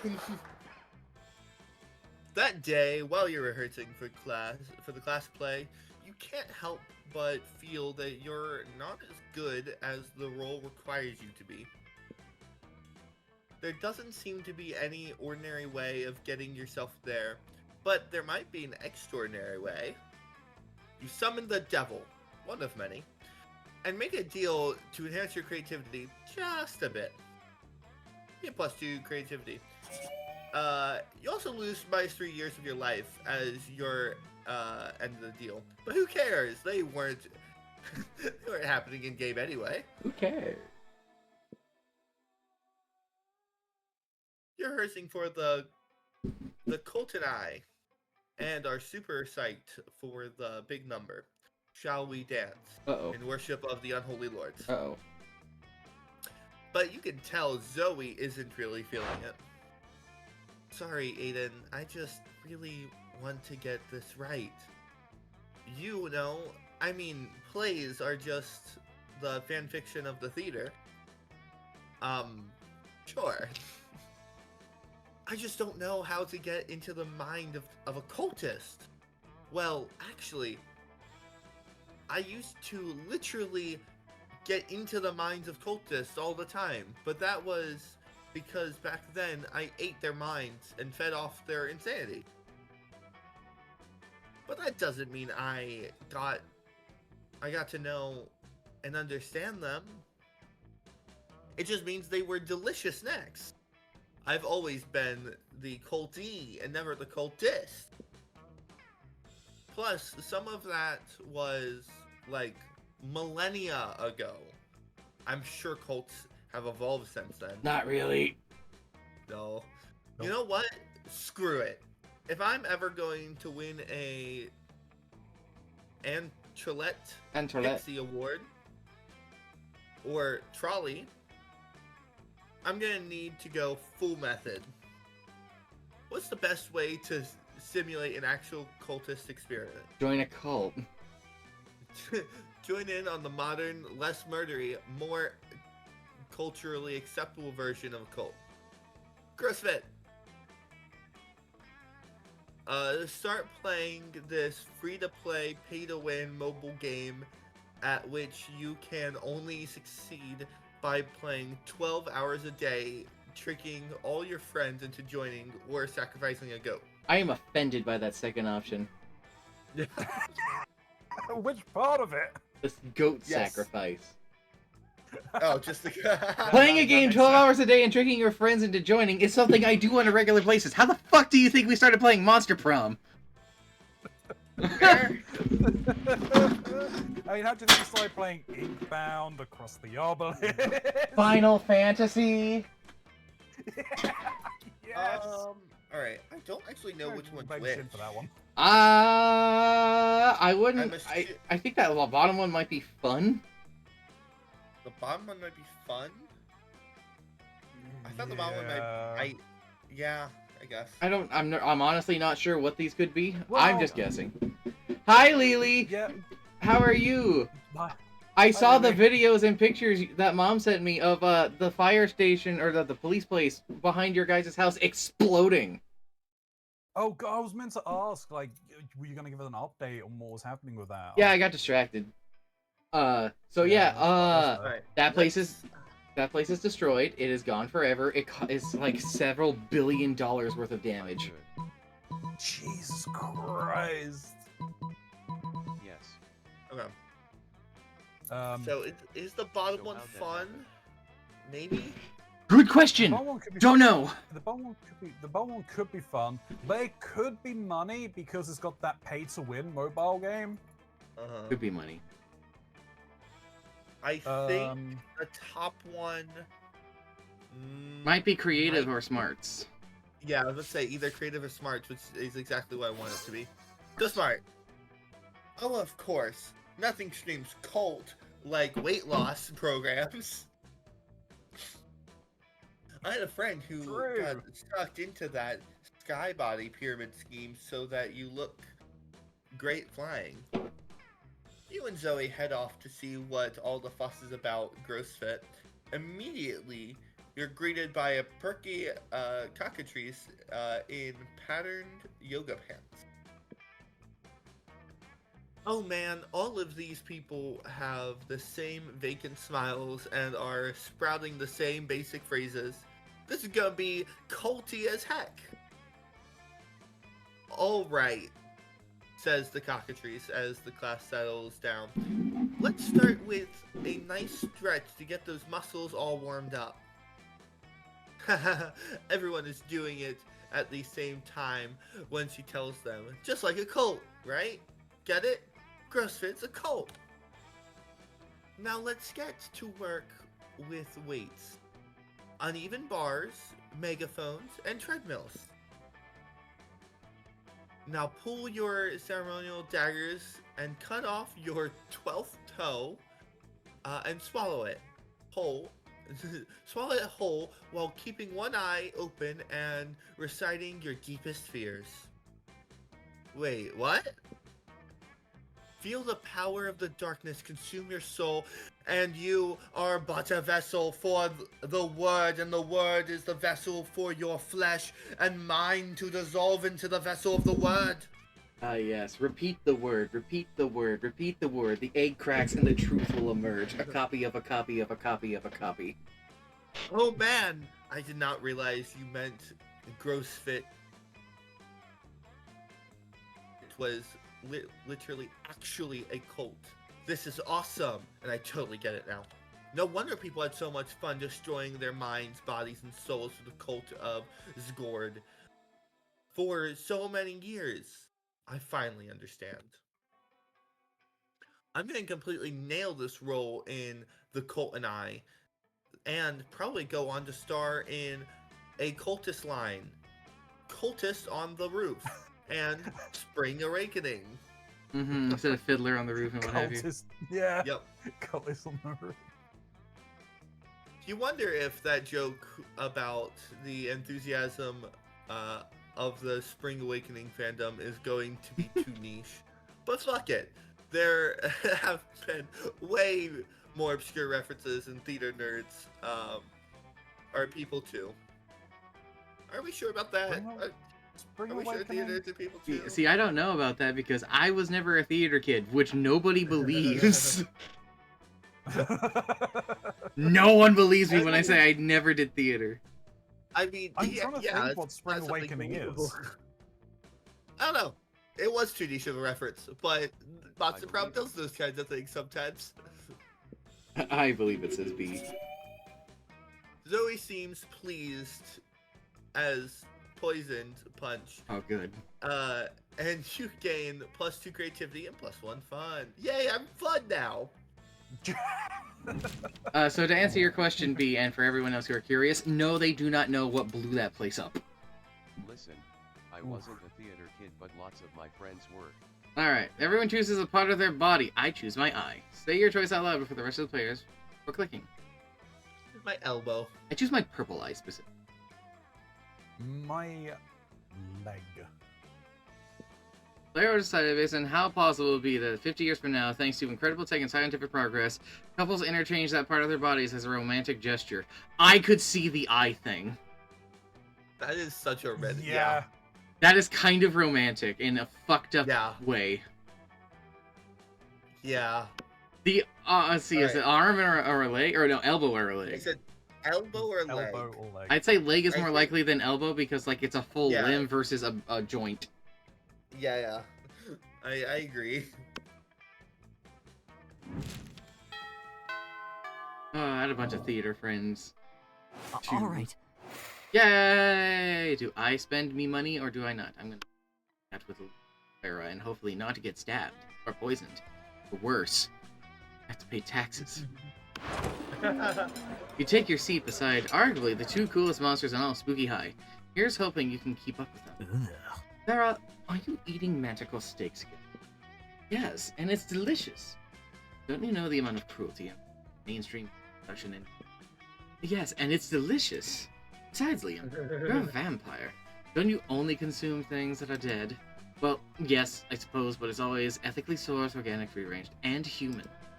The human population is out of control. Eating them is the most environmentally responsible thing to do. Do you hear that?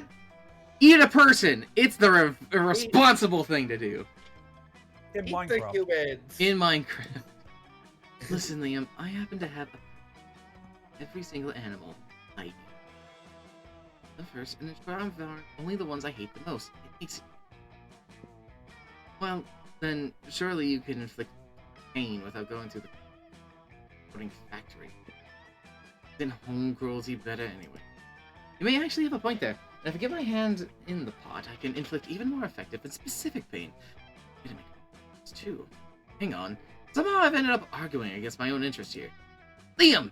I want to find innovative and creative ways to move society forward, but do you want to oppose cruelty like every other weak mainstream loop? You can actually hear Liam's brain breaking. He struggles between his desire to be perceived as ethical and his desire to be perceived as creative. Maybe you can step in and help out. The animals you kill may lose their lives, but what about their afterlives? Instead of letting their spirits go to waste as the byproduct of the meat industry, let's serve their eternal soul. Side dish. Liam, animals are already suffering from ignorance!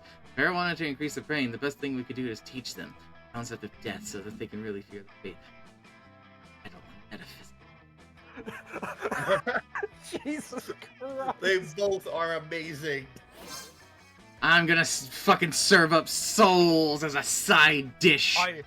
I would have taken the souls any day because, you know, I'm ginger. Yeah, it's the joke. You get it? You get it? It's because he's dying. Perfect. I know there's a way to monetize, and it keeps the animals from gaining an eternal resting place. I was gonna make a joke about you eating souls, and I went, no, I have to swerve this, curveball it. What the hell is it with Vera and animals? Now the cruelty extending beyond their deaths. Hell yeah, it is! Thank you for getting the ball. Excellent. And thank you, Mox, for nailing down the specifics. Neither of you get wrong. That being said, get you a scoop of Rocky Road soul. Yum! You know, you've never eaten a soul before. But sure, sure is delicious getting Vera's approval. Sure. Before I go anywhere, you know I mentioned about Gamer Subs removing Lean? Yeah. Yeah, they've just released it again. Ah, with a new cover? Yeah. Do you know what they've done? What? You know the fake nose mustache and glasses? They put the Groucho Marx mustache on Biden? Yep. That's funny.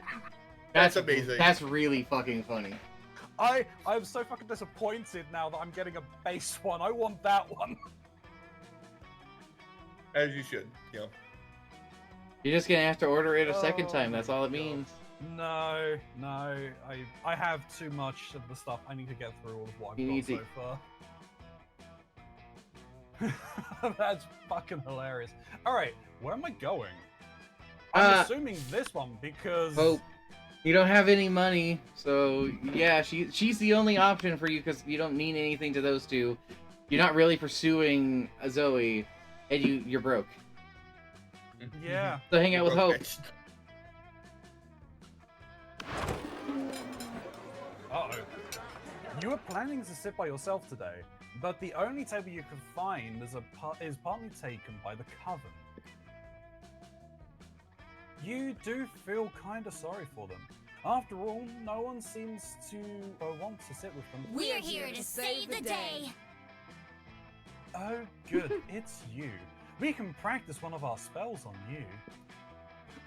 And this is probably why.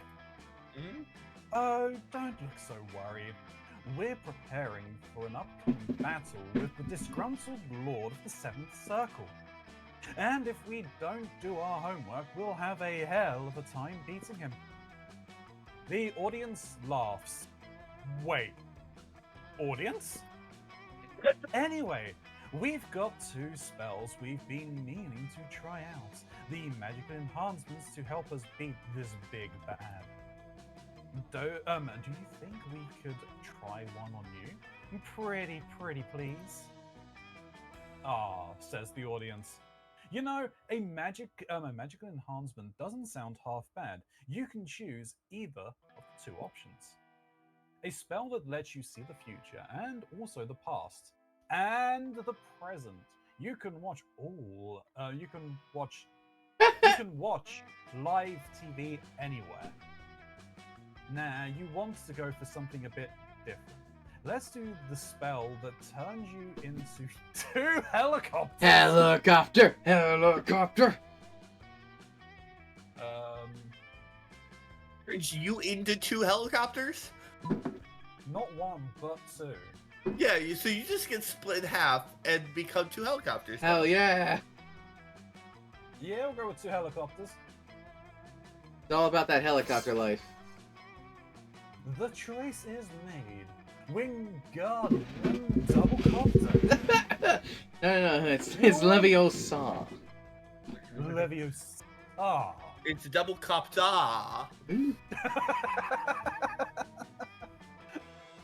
You always wondered what it would be like to be 2 helicopters. You both raise through the ceiling of the cafeteria, shattering the skylights and showering the students with glass. We should have thought this through. You ditch school and spend the afternoon cruising the city, murdering birds and fucking up people's drones. Eventually, you start to wonder if you're 2 helicopters, which helicopter contains the real you? If one helicopter is destroyed, where does your consciousness reside? Oh no, I'm having an existential crisis. It's 2 helicopters. Yeah. These philosophical questions are outside your comfort zone. You finally return to school and let the Coven restore you to your former body. But your experience being 2 helicopters has left you with a mind feeling more flexible than ever. You gain +4 creativity. There's a lot of creativity. Let's That go. is, I was 2 helicopters. I got 2, lots of 2. I don't have to listen to you. I'm 2 helicopters. I'm literally 2 helicopters having sex.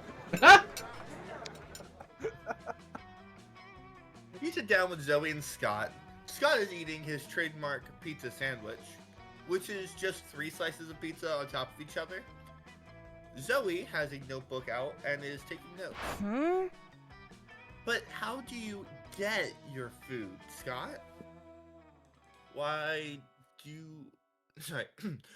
you want to know so bad? It's pretty normal. No, it can't be normal.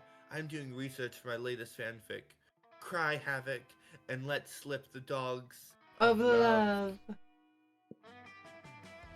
It's about a pack of werewolves going on the biggest hunt of their lives. A hunt that will change them as hunters, but also as werepeople.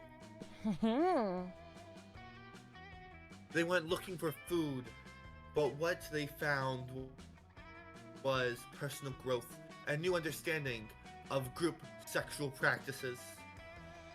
Also food. So that's why I need to know, how do you hunt? Oh, well, normally I go to the cafeteria and I ask for pizza. That's it? What about hunting in a pack? Enjoying the spoils together in a feast of blood and rage, exploring each other's bodies. Well, I guess sometimes me and my cousins order pizza at home, and then the pizza comes, and then we eat the pizza. Zoe does not look at all satisfied with Scott's answer. Maybe you can get Scott to give some juicier info, or convince Zoe that ordering pizza is actually dramatic. But Scott, what about when you go searching for pizza in the wild? That feels like creativity, maybe? No. This Zoe. doesn't. No. These are not stat ones. These ones are just people ones. Oh yeah, these are okay. Zoe, don't dismiss the other suspense and extreme pathos of waiting endlessly for the pizza to arrive. Truly, it is the central tragedy of the 21st century. Yeah, let's get Zoe. Oh man, we did that one time and it was the worst.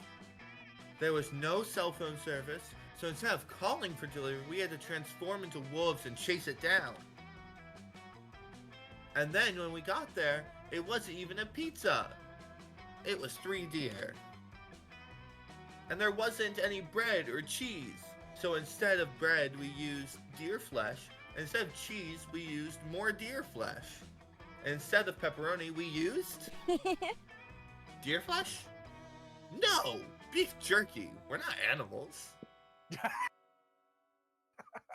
Oh, I think you are, Scott. I think you are. Now, how did you all sleep on your little camping trip? In the nude?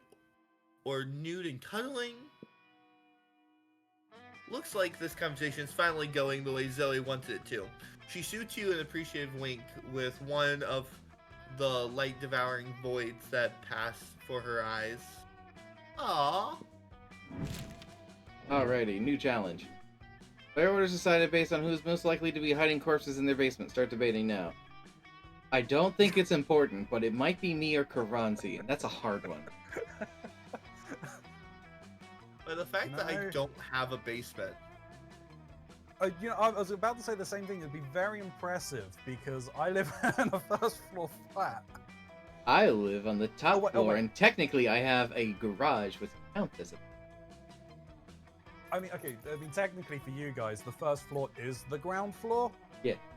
But it's not, because for me, the ground floor is the ground floor, and the first floor is the first floor above ground. Yep. Yep. You know, because we make sense and you guys are weird. Uh-huh, sure, Obviously. sure. Say that to the next time you got tea in the harbor. Sips my harbor brewed tea. So, let's put this on our dear friend over here. Important. Which one of us do you think is hiding corpses in their basement? And choose carefully. Remember, one of us is hiding corpses in our basement. Totally. I do get the vibe that Karanzi has many a corpse in his basement. Damn. Damn! What am I gonna do with all these bodies in the basement? Sure. Oh no, I have souls. A lot of souls. Soul sandwich? Yeah. Do I want to just go back for creativity again? Or should I look at upping something else?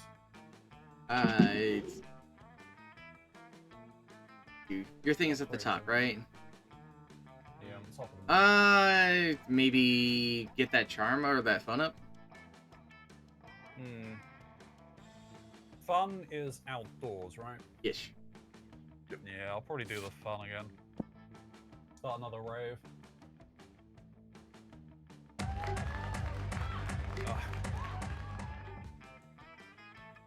We are starting another rave. That day during recess, you start... it's the exact same thing again. Not necessarily. That goes all crazy. At one point... Oh, no, you're right. At one point, Yuan, the small magical Latino cat, slips on a banana peel. You start laughing at him. Oh, no. He asks you to stop, but you don't. You laugh so hard at him that you somehow steal +2 fun from him. Hurrah! Why are you laughing at Juan the... He wasn't invited to the DJ party we went to, that's why. No, I wasn't. Yeah. I got it. Later, you're carrying around your precious dragon heat when you are spotted by Miranda and Damien? Wow! Dragon heat! I love it! Also, you may not know this about Damien just by looking at him, but it turns out that he, too, is a hopeless romantic at heart. Are we reading the same series? I'm in it for the Dragon Dong Miri. Nothing so bad yet as so good as a billionaire dinosaur made me gay. Damien, you are being utterly foul. don't profane the deep emotional connection between Harold McDonghard and Godiva Galatina? Yep. Galantina. Deep emotional connection? Is that why the latest chapter ends with Harold finally boning Godvina? And then she wakes up to find him gone? The cliffhanger must be entirely misleading. People simply don't abuse each other's love and trust that way. Yeah, no, never. I worry about you, Miri, and I really, really do. I just desperately want to know what happens next in Dragonheat. Do you think Harold is capable of being so mean-spirited? Alright, again, I know the answer. All right. I also know the answer. True art imitates life. Let's look at Damien's sexy messages to see what he's capable of, shall we? Harold may or may not be a scoundrel, but love is alive and well. Let me take both of you on the greatest three-way first date ever to prove it. Ah, okay. Look, to be honest, it's probably going to be True Eye imitates life, because that kind of says to me creativity. The bottom one, I believe, is bold. It is a pretty bold thing. It is a pretty bold thing to do. But the top one may be fun. I wouldn't say that's fun. A little funny, but no, probably not.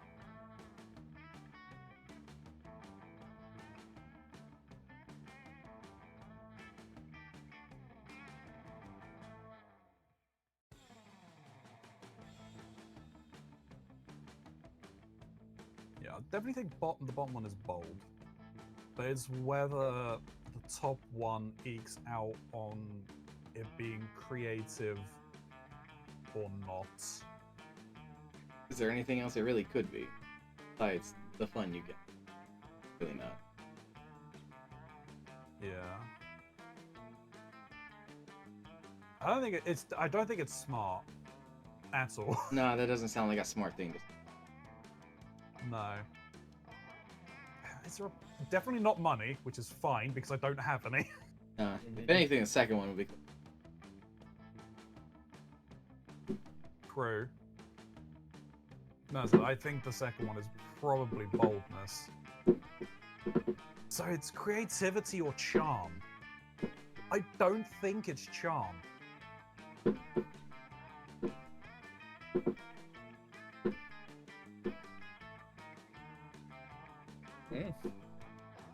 I don't know. I honestly don't know. Never. The option to phone a friend is always there.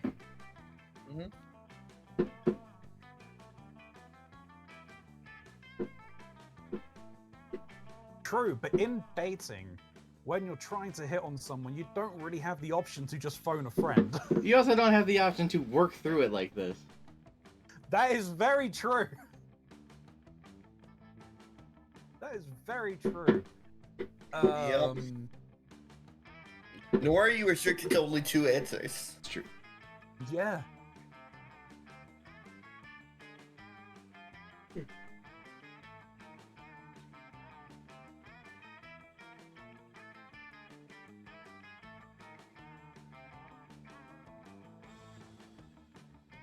Oh, I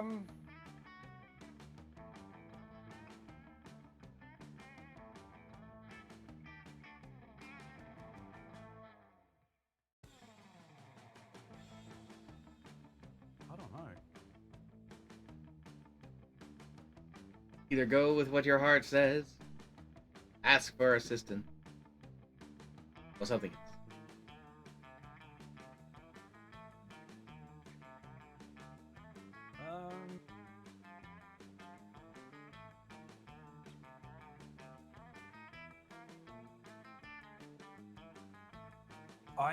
I'm gonna run the risk that the top one is creativity.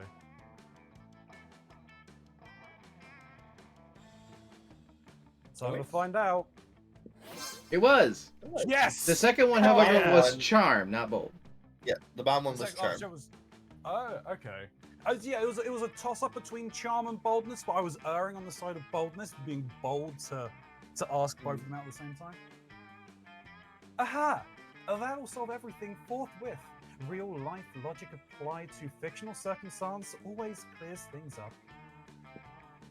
No, wait, don't! Too late. Miranda snatches Damien's phone and using some kind of mer magic is able to unlock it and open horny dating app TM. Why, Damien? The things you're saying to these people. No! They're beautiful! Never in my life have I read such heart-filled, soul-wrenching expressions of deep love. I mean, a sonnet based on each person's surname? Beautiful! I can only hope that one day someone will treat me with the same affection that you showed to those you caught online. That's not me! A lame-ass poet hacked my account because of reasons. Yeah, that's what happened. There's nothing to be ashamed of, Damien.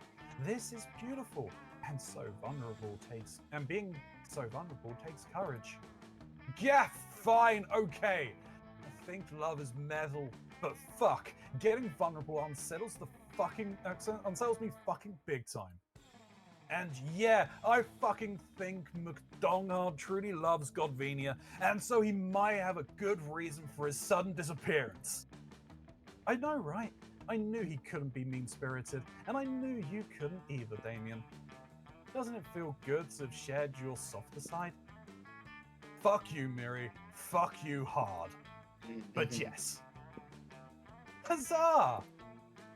Yay, everyone believes in love. The real question is, why do they believe in love with you? That's the real cliffhanger here. You gain +2 charm and +1 boldness. All right. Oh shit, I still have to play the game. Oh man. That's true. I'll be right back. That's fine. I have to figure out what my fucking is going to.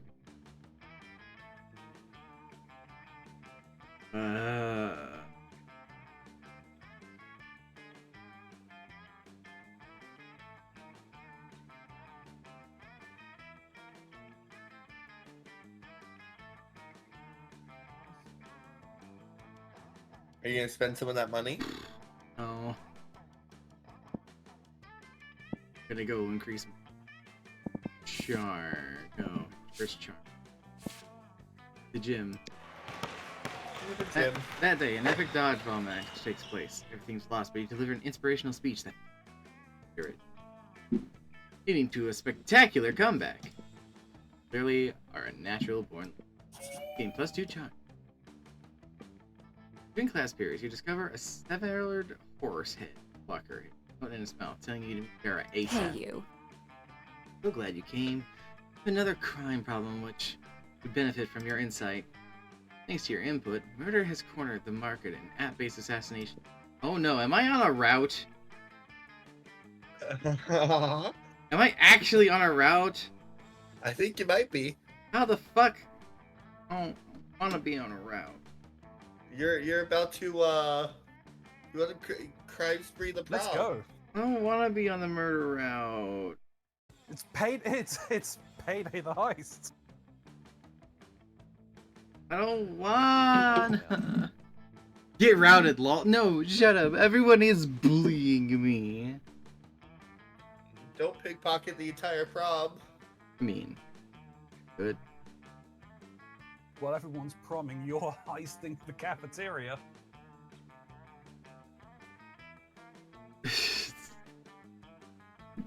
Alright. The crime lords don't take me seriously. Just because I'm not a 40-year-old man with a scary scar, sexist morons think this is just a... Since when did having a killer body and flawless skin disqualify a girl from a life of crime? It's disgusting. How can I show the chauvinist I really mean? Come on! Think of something! It's trusted advisor.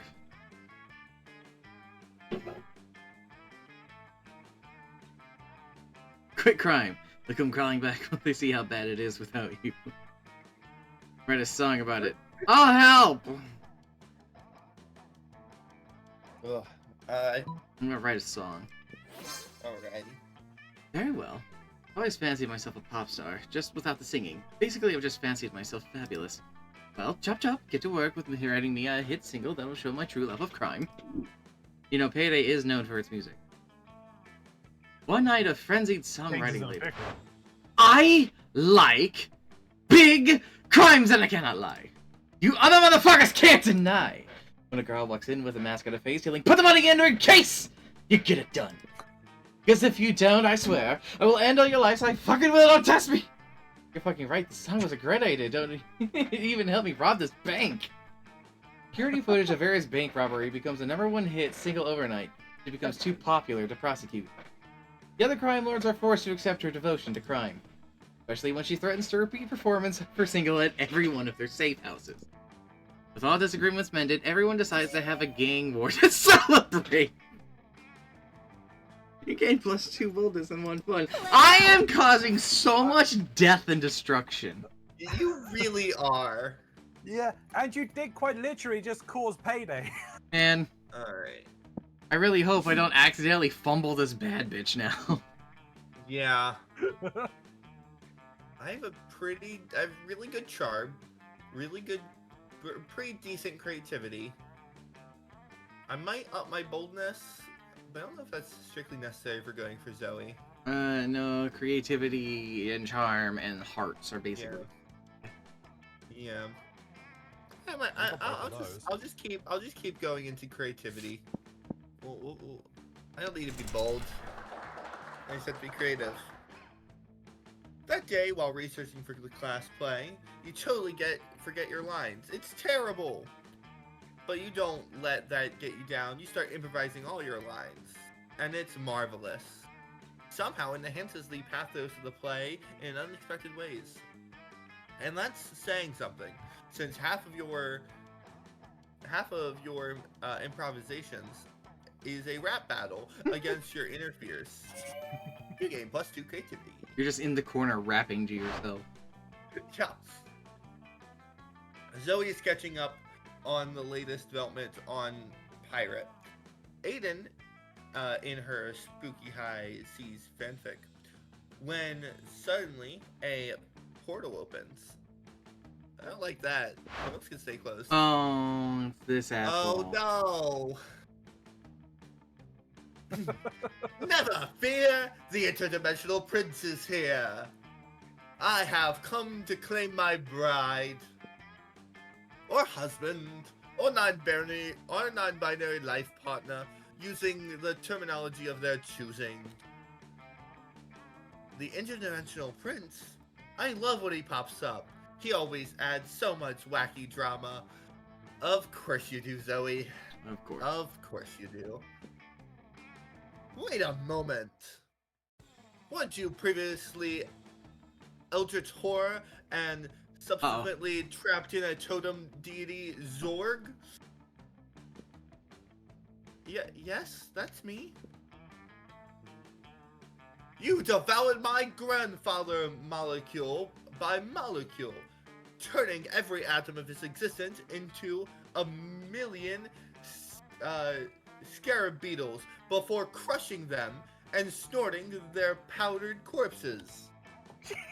I'm sorry? I'm so sorry. That's totally not me anymore. No, it was magnificent! And now, here you are, in the body of a high school girl, but of legal age to consent.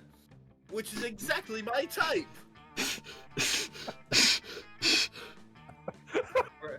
Remember, everyone, consent is sexy. Consent is sexy. Consent is sexy.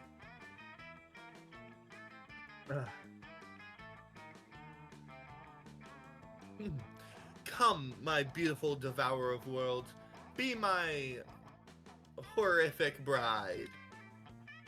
Oh no. Zoe is such a Spooky High fan, she might agree to marry the prince just for fanfic purposes. Better stop this right now. Be careful, Zoe. Be careful. Zoe has been married 17 times before and eaten every one of her spouse's minds. Why get married when you can bounce on this trampoline. That second one sounds like jingling keys. The second one sounds like fun, of which I have none. The top one sounds maybe smart?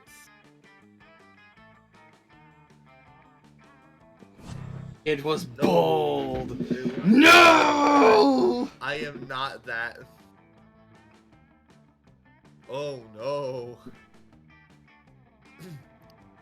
You ain't 17 spouses' minds? Well, yeah. As I said, I was really different monster then. Also, in my defense, they were all super delicious. Well, that sounds like a challenge. I am most certainly up for being the first spouse of Zoe's not to have their mind devoured. If anyone can do it, it is I, the interdimensional prince. I swear to you, my tentacled little cupcake, once we are wed, you will never hunger for my mind. Only for my body. Oh no, he's saying all the right things. And only for my body, metaphorically, for sex reasons. Actually, I'm still full from the last 17 spouses. Maybe another time, though. Zoe said no!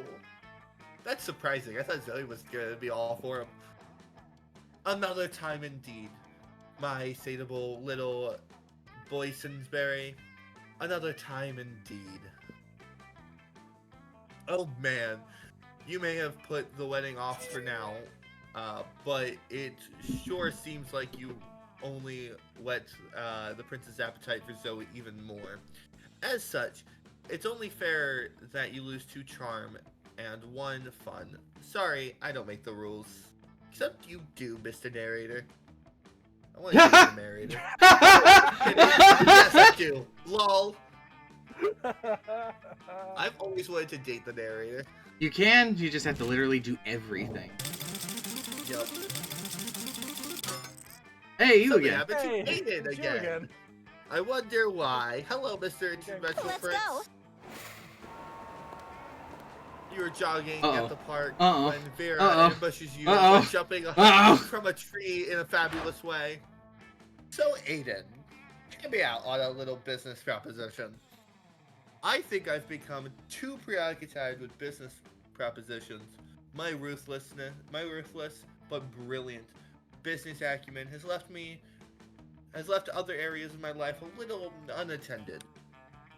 For example, things seem to have fallen behind this quarter in the love department.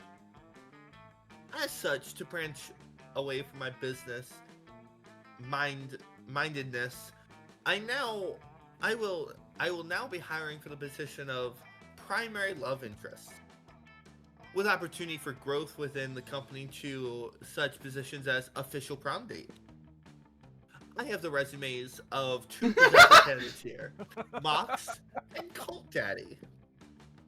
Which of them do you think has the business acumen to help me stop being so business-minded and get on with my romantic life? Special consideration will be given to candidates with smarts, charm, and fun, less urgent for this position.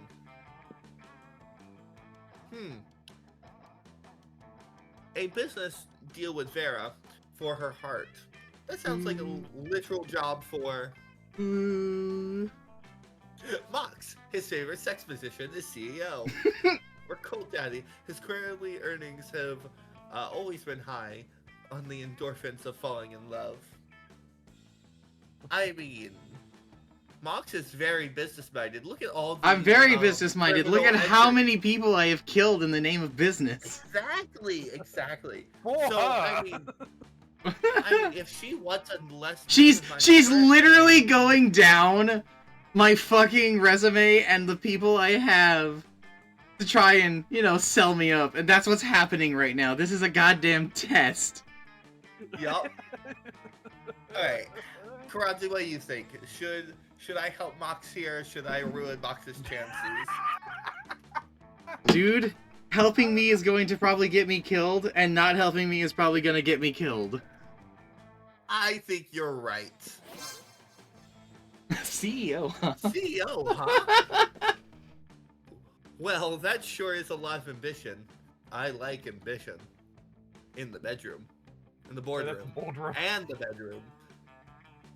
I realized after I said boardroom, the boardroom and in the bedroom. Thanks for the tip, Aiden. I'll send you an expense report. Uh-oh. For our wedding. Kidding. Maybe. Please don't. I only have 5 money to my name. It's going a little crazy with that. Oh, fun. Mox, you're welcome for a lifetime of good business and good sex. Cody, you're fired. And you, Aiden, plus 2 smarts. I'm fired for a job I didn't know I had. Everybody chooses a brand. I'm gonna choose Gamer Subs. Ooh. Bad Dragon.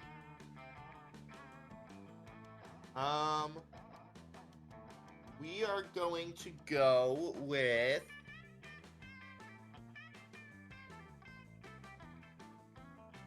I don't know, my mind's blanking on brands. Would be a fun one. Coca-Cola. We'll Pringles? go, Once you pop, the fun No. won't stop. That's not really we're gonna go with Paizo. Okay. Paizo, I Paizo's get an ya. excellent brand. Pathfinder. Players decided based on how normal it would be to name your first child after the selected brand. Not normal to name Bad Dragon, Gamer Slups, or Paizo. This might be a random. Yeah. Yeah. I'm trying to think of an argument for any of us, and I can't. No, especially nobody's naming their child Bad Dragon. God, I hope. The die is cast. I win because RNG is never in my favor, except in these circumstances, it seems. Yup. Alright. 3 more. Alrighty. Going back to the gym. Gonna get that charm up. That day, an epic dodgeball match takes place. It's the battle, but a fellow player that seems utterly discouraged.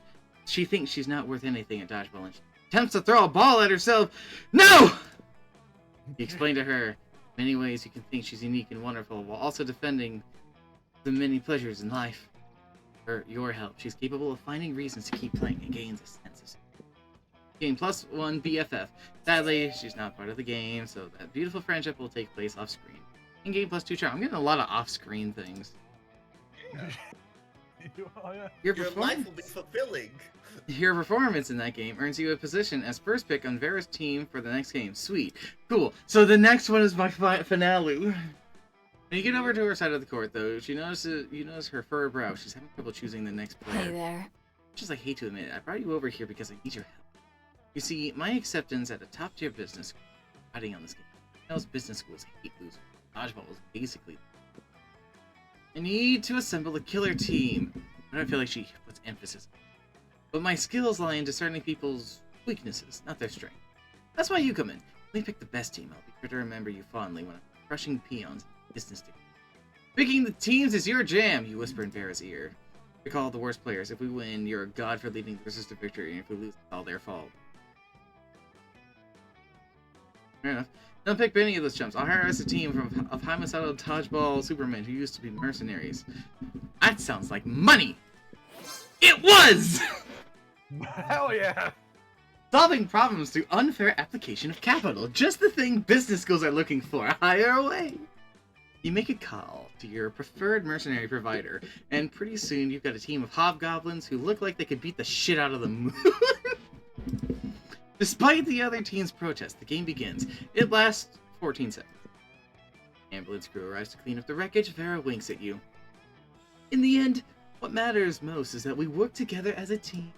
Yep, that's the moral of the story, alright. You gain +2 fun and 1 charm. Sure.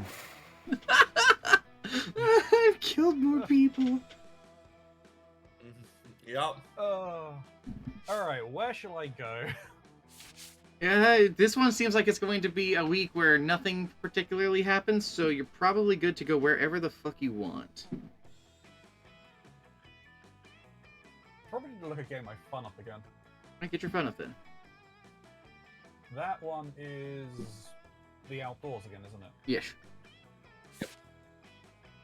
I've been outdoors pretty much all the time, or in the toilets. That day during recess, you start a half-hour rave that goes full crazy.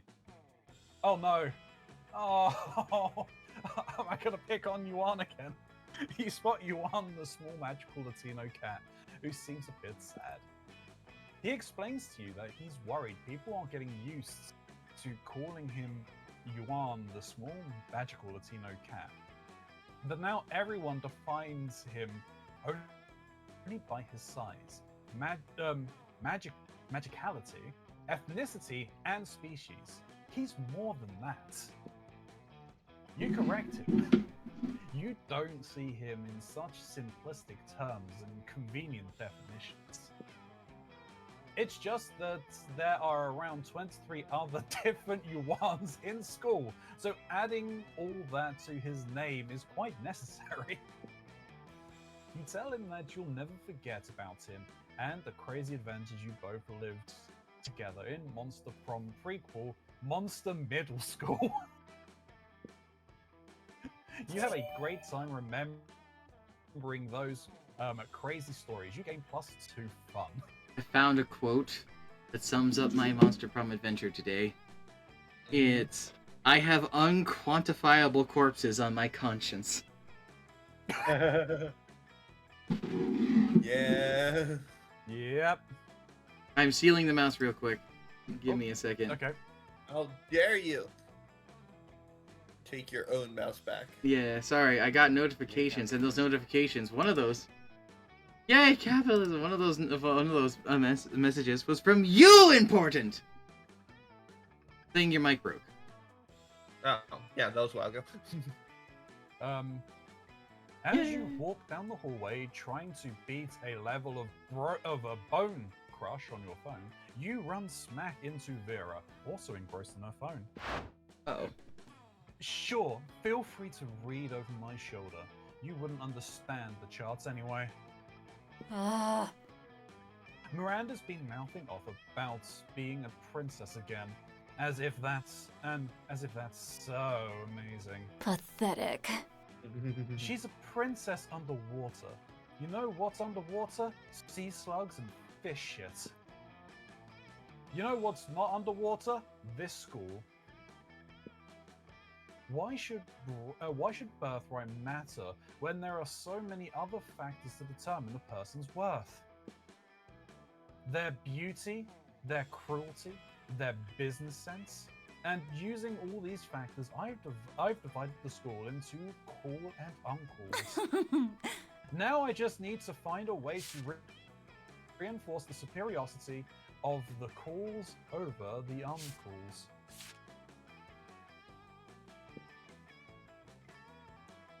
Uncool students should have to carry cool students from class to class on chassis. Rotting squid should be thrown at uncool students to remind them how uncool they are. It's also mean with her. Yeah.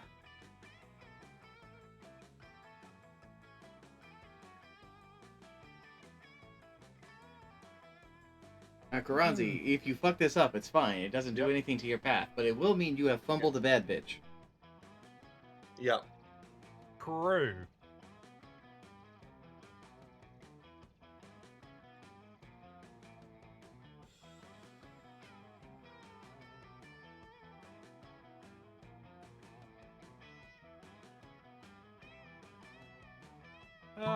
The rotting squid, I guess. Oh, not bad. It's true. The uncool students should really start taking responsibility for being the worst. And Miranda's uses fear-mongering tactics all the time. She shouldn't have a stranglehold on that, so to speak. And maybe I could throw squid at them, and then sell a squid repellent. That way I could profit off their humiliation. By the end of the week, most students have at least a black eye or 8. Some students are spiders. From being bombarded with squid. Vera, meanwhile, has created a thriving startup based on the distribution of squid repellent. Turns out, dead squid being used as projectiles aren't really repelled by scent. But it also turns out the student body at this school is really, really gullible. Vera gains money and status. You gain +2 money as royalties for your idea, and +1 spots. That's the second time I've gained royalties, I think. You're gonna have all these royalties, and yet it only amounts to 4 money. Yep. That's because I bought that book. I bought my fanfiction. You should have never bought. You should have never bought that book if that book has taken over your life. Yup. Hell yeah. Just like that real fanfiction.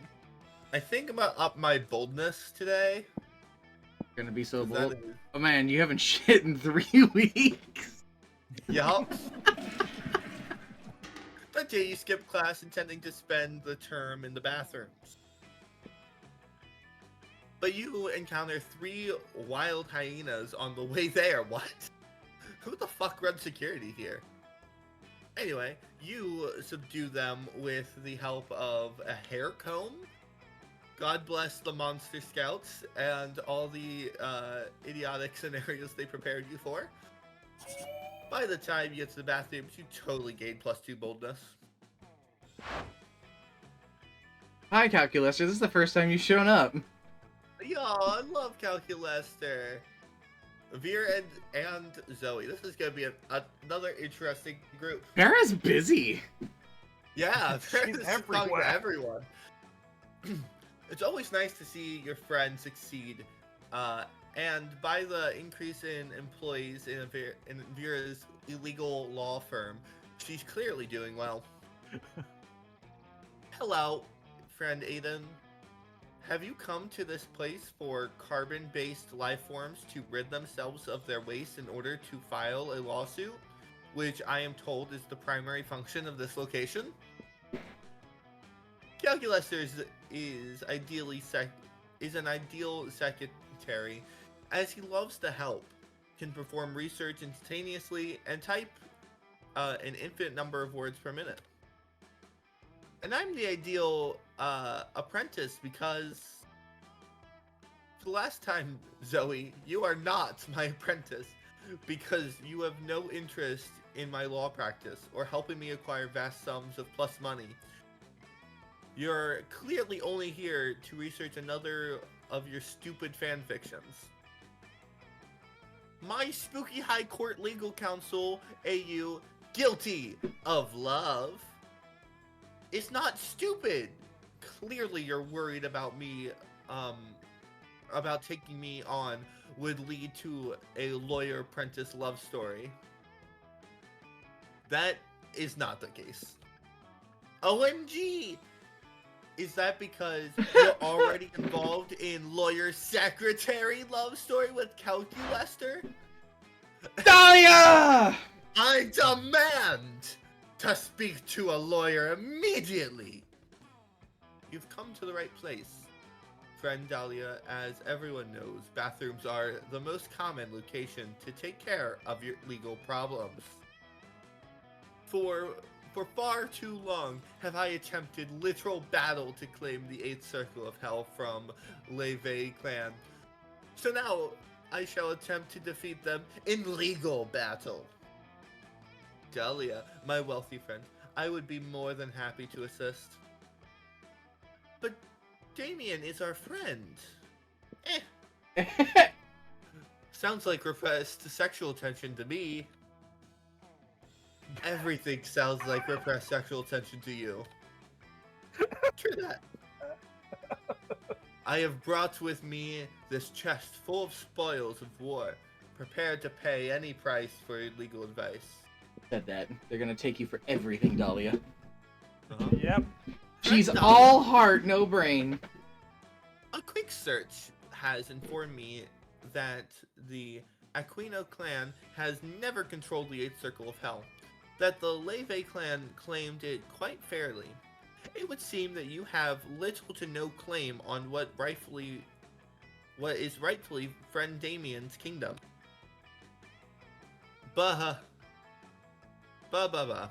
Zip it. Reciprocity. Robo-secretary. That's what that word is. Robo-secretary.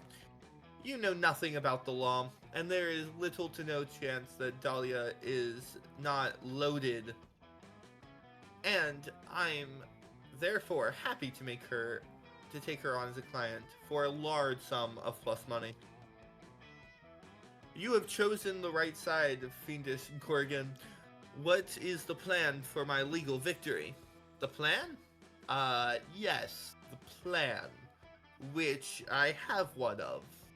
Because I am a very qualified lawyer, and your case, for which you have absolutely no legal grounds whatsoever, certainly will be winnable.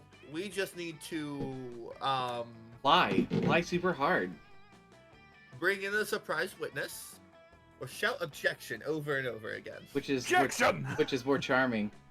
Which is more creative. None of these are smart. Bring in a surprise witness sounds creative to me. Shout objection over and over again. Could be bold. Could be bold, yeah. Bring in a surprise. It was smart! What? A surprise witness? Yep. How surprising. I love surprises. Specifically, ambushes. I love doing ambushes. Yes. And what is a surprise witness if not an ambush of the defendant?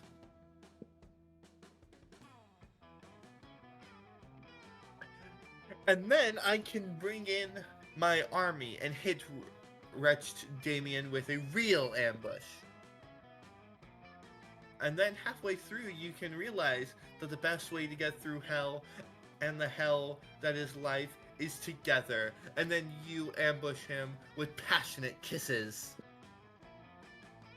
Friends Vera, Dahlia, Zoe, and Aiden. Surely we will not allow Dahlia to attack Damien with an army. Of course we will. Anything for my richest and wealthiest client, Dahlia. I will build you an ironclad case formulated entirely based on the element of surprise. It is an ingenious plan. I shall slaughter Damien where he stands. Absolutely. Which will be quite the surprise to him and to our many, many surprise witnesses.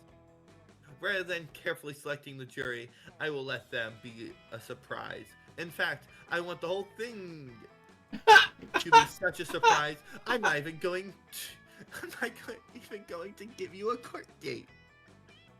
And you can leave this treasure here as a deposit and give me increasingly large It's just a sums of money scam. at random intervals to keep the surprises going. Vera, you are phenomenal and clearly competent lawyer who I trust completely. I eagerly await the surprise trial. She's so Crushed stupid. it. Zoe and Calculus are thrilled that you're not going to let Damien be killed. Vera is hype about all that money, and you're thrilled that she gives you +2 money and +1 charm. She's I like have my so much charm. She's like my second favorite, and she's so stupid, but she's got so much heart. Yeah. Everybody Everybody chooses chooses a TV show. Twin Peaks. Reboot. Obviously Doctor Who. I mean, Player decided based on how sick it would be if the opening theme for the TV show was an intense Gregorian chant.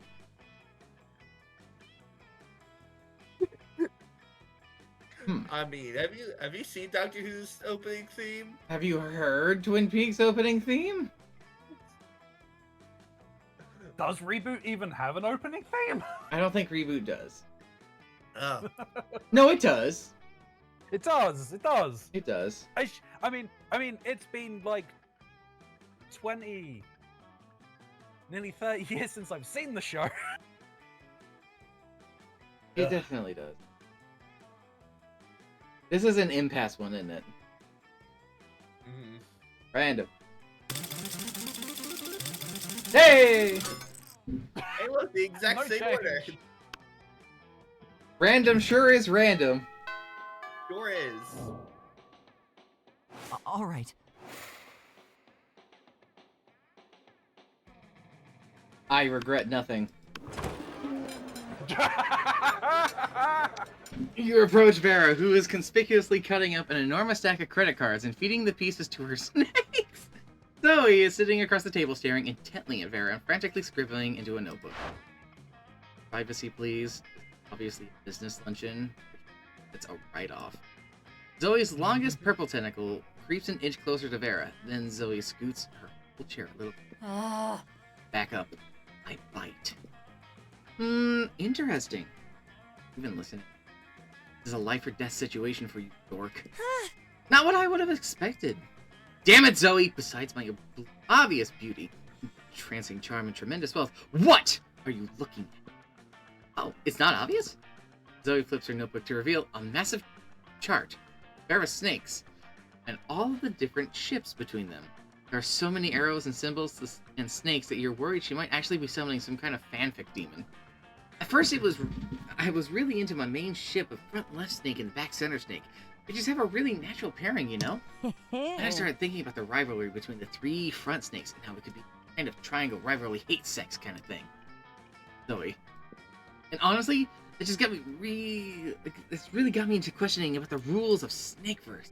Like, can they move positions on the head? Do they have tails that are inside your head? And Zoe! Alright, you have to tell me, how do the snakes poop? I have to know! That is enough! Hereby banished from the stable. Go ship my snakes from a safe distance before I get a restraining order. Little purple disaster.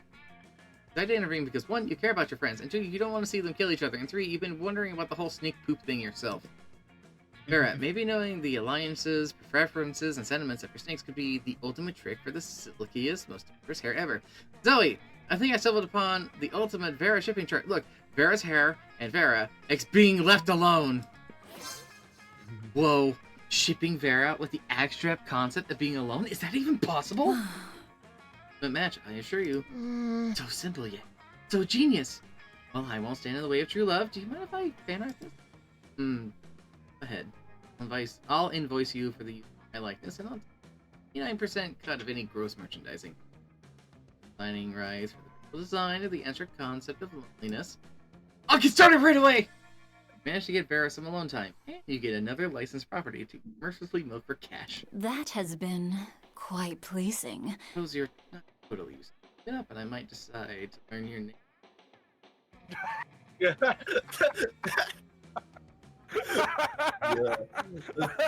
She That is hasn't the- used your name once. That is the. Oh, Box is dead. He's closing the game. It's over. I don't want to play anymore. Hello, guys. Thank you all for watching. What was it all for? What was it all for? The blood, the sweat, the blood. Sure. I regret everything. I regret Doesn't nothing. really matter, does it? For you, not really, but you got that really cool option with the corner of Hope and Damien, or not Damien. Hope and Damien. not- Dimitri. Dimitri, Yeah, Dimitri. Yeah, thank you. who are rivals because she's basically a Buffy XP and he is an Angel XP. Really? Yeah. Let's see what's going on over here. Good lord. All you want is to eat in peace, and yet... We must save the world. We're here to save the world. Yeah, we know. From you, Dimitri. Such a disgrace. You wound me. Truly you do. After all I've done for you? More like done to us. What about that time you betrayed us in the middle of a climactic battle? Then unbetrayed us. Then betrayed us 3 more times. Or that other time, the next morning, the empty bed. Ooh. Ooh. Why can't they talk as separate entities so you know which one is porking Dimitri? It's Hope. Let's be honest, it's Hope. It's Hope. It's Hope. All 3 of them. All 3 of them. Well, I mean, it could. We only see 3. It could be more of them. We don't know how many's in this coven. 3, actually. Yeah. Okay. It's a coven of 3, yeah. So be it. Let's end this once and for all. And not like the last time I said that, or the time before. This time I mean it. For real. Enough of this. Yeah, no, same. For real this time. Once and for all. Ugh. This is like the 7th final battle these dorks have had this week. You've just had it with that bullshit. You take a fistful of ketchup packets and spew them all over Dimitri. Maybe some will get on his cape and he'll run away and get it dry cleaned. What's this? Blood? Oh, how you wound me, my loves. I feel no pain, but that's in my heart.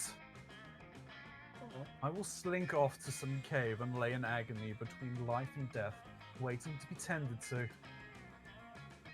You spot Dimitri squeezing some of the ketchup into a hot dog and taking a bite on his way out of the cafeteria. What's the deal? What's that dude's deal? Truly, thank you for selflessly helping us on our adventure, Cult Daddy. Nah, it was selfish. You really just wanted to eat in peace, but whatever. We must save the day. In return, allow us to help you on one of your adventures. Meh, why not? They can go ahead and help you with solving an ancient enigma of your algebraic homework, going to retrieve the legendary bag of lasagna-flavored chips from the supermarket down the street, whilst you risk your life protecting this cafeteria table. Is lasagna-flavored chips just like the Italian-flavored, like, things? Probably, yeah. I don't know how I feel about lasagna flavored chips. I'd eat it. I'd eat it. Yeah, I'd probably eat it, yeah. But... not knowing how I feel about it. I still eat it. This won't really affect any of my stuff. No, it's probably gonna give you a stat boost of some sort, but like you're gonna be fine. ID try M. You try it, yeah. Yeah. Seems like everyone would try it. Like... There we go. We have a new idea. Yeah. If we ever somehow figure out a way to make like an actual like snack thing for the market, we'll do. Fuck! I'm thinking like Vera. No! No! No! You know, what I was literally going to say is we could get Trinky to try them. Oh yeah, it could be a viral marketing thing. Fuck! God damn it! That's where I went to think. That's where my brain went.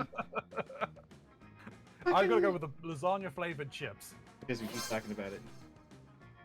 We have heard tell of these lasagna flavored chips, mostly through pleasant songs coming to us from our phones in 10-second increments. Very well, as long as you promise to guard this cafeteria table with your life. Always the same with you. Why do we need you to guard this? Never mind, whatever. You helped us, we'll help you. That's what decent people do. That's what decent people do? Okay, Coven, sure, whatever. I bet they always try to be their best selves. Why are they even at this school? Alright, here are your chips. Don't ask why it took so long. It doesn't matter who it was and who was or wasn't making out with a near-death Dimitri in a secret cave somewhere, as his wet shirt clung dramatically to his chiseled abs, and his breathing was ragged as he danced on the edge of life and death, and a tough choice had to be made as to whether to spare his life. Try not to get killed. Here's your change. Goodbye. Your change? You didn't give them any money. Well, In their hurry to avoid further questions, Hey! you were going to ask. You really That's don't a care. lot They of gave you change. +4 money. God damn! Sweet deal. Hey, look at that. They Let's gave you go. a lot of change. I'm just No, making no. passive money here. Now I have some decisions to make. Hey, you got money you could spend. I was thinking the same thing. I'm sad about it. Hey, stranger. Hey, last night I read this article on how money causes pocket cancer in the long run. You don't want to get pocket cancer. Quick, give me that dangerous money you have in your still healthy pockets. Oh, I'm still too poor for the penguin nest. Don't get. Be a Too poor for responsible it. person. Get that cool tattoo. That's what responsible people buy. Or buy the book. A book changed Karazi's life. Maybe it can change yours too. Is that a Russian novel? Yeah. Insight to, okay. I mean, I could get the Don't- tampon used by the I mean, you can. I wouldn't. You could. I mean, I get a PR agent. Do you really need a PR agent? No, I think I'm good. Maybe you should get the glasses to go with your cool sweater. Yeah. No Yeah. refunds. I think you're right. Woo! Ugh. Everyone chooses an object.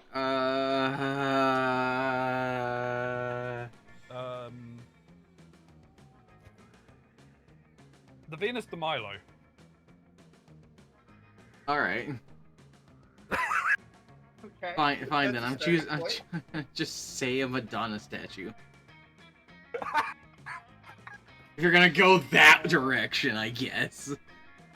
Okay, so I've chosen my object, and I'm gonna show it to my stream, and I'm gonna describe it to you guys. So it is a little plush, that is dragon shaped, Mhm. in the colors of a dragon fruit. Ah. And so it is a dragon fruit. Plushy. A dragon Plush. dragon fruit. Yes. A dragon fruit And dragon. Dragon is this nuts. is my decision. Players decided based on how shitty it would be if you were forced to eat said object.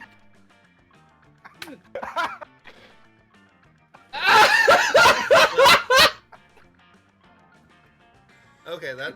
That backfired so bad on you. I think so. Plush isn't that bad. The plush isn't that bad. You could probably eat the fucking painting, but you can't eat a fucking statue. Statue, yeah. What? The Venus de Milo is a statue. Oh, I thought it was a painting. My bad. No, you're thinking the Mona Lisa. I am thinking of the Mona Lisa. So we have two statues. we have two statues and a frickin' plush. Ugh. I guess I'm going last. But well, what did you choose? You had a Madonna statue. I right? did. I think your wins because Yeah. mine's small. Yeah, yours is.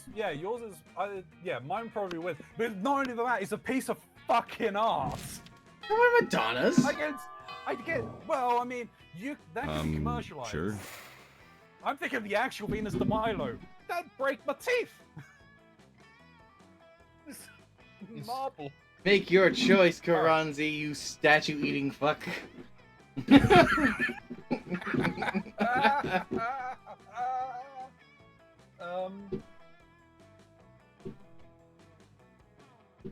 I don't know. Do I just go for fun again? I've gone Well, outside. Your the fun or entire money, time. really. It's the only thing that you're lacking Right? on. Yeah.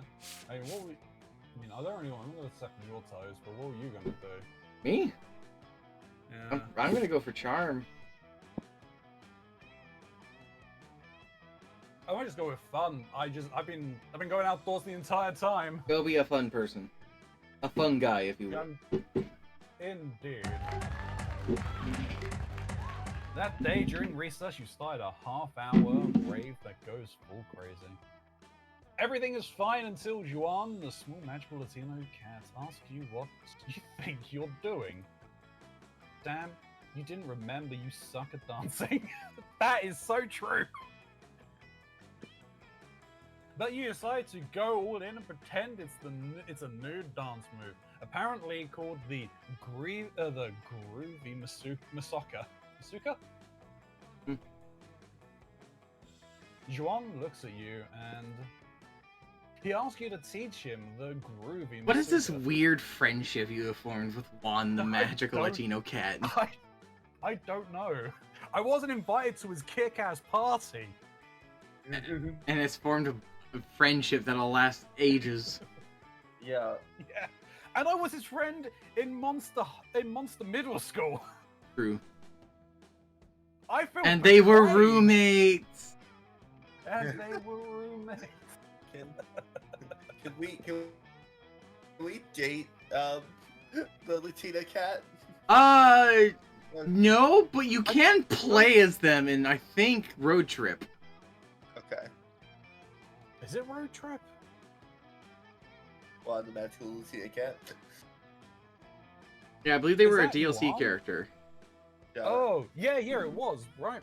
Yeah. Yeah. In no time, half the party is following your steps and enjoying the groovy Masaka all together. I'm sure I'm saying that wrong. It's fine.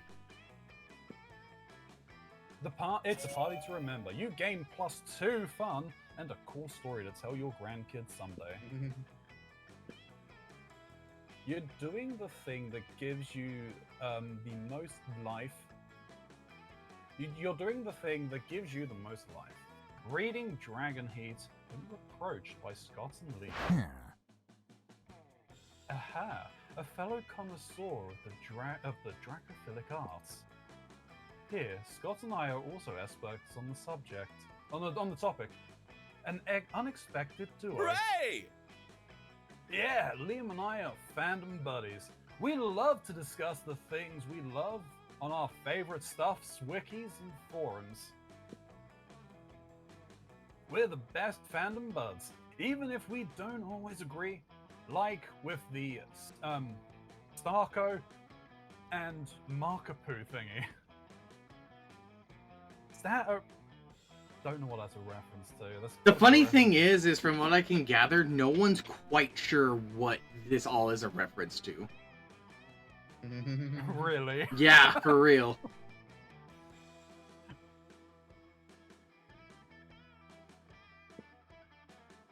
Okay, first, let's be clear. I engage in passionate fandom conversations only as an ironic way of celebrating low culture, which I truly despise. Second, for the 100th time, after spending years in Hekapoo's dimension, Marco is now... Hold on a second. This is Star versus the Force of Evil. That's what that is. Sure is. But that's not what your book is about, so... Yeah. Marco is now actually in his 30s, so if it isn't right, if he dates a 16-year-old girl. These details matter, Scott. Think how wrong it would be for me in my 400 years to date people from this school if all of you were actually teenagers instead of being much more conveniently in your 20s. Anyway, enough. Was that a reference to frickin' Twilight? I think that's just a reference to the fact that you're all technically in high school, but in your 20s, and he's a fucking vampire. Been around for God knows how long. And Zoe and he's in an Eldritch God. An Eldritch God who's been around for millennia. But we're all conveniently adults who can consent. Indeed. Anyway, enough meta discussion. Scott and I are in a situation. Even if our opinions differ, we agree our opinions are superior in comparison with the rest of the strangers on the Dragon Heats wiki. Yes to that! Liam here is like super smart, and I'm a good boy, so my ideas should be good too. You are a good boy. But people on the wiki can be really mean sometimes. We need to gain their respect so we convince them to be good boys too. God is right. We need to somehow earn the role of moderator so we can show all these lesser beings who's boss when it comes to the Dragon Heat fandom. But how? I'm sure you'll give us an absurd yet effective idea for a solution, as can be expected from good old Colt Daddy. Let's see ask here. them nicely if they can stop behaving like internet trolls and instead start respecting your opinions. Alright. Let's write a powerful fanfic set upon the Dragon Heat wiki where you're depicted as the coolest users who should be respected. I know, again, we know what the option, the correct one is. Yep. I think possibly the bottom one. The bottom one is either smart or creativity. Like a safe bet. The top one, possibly charm. Could be.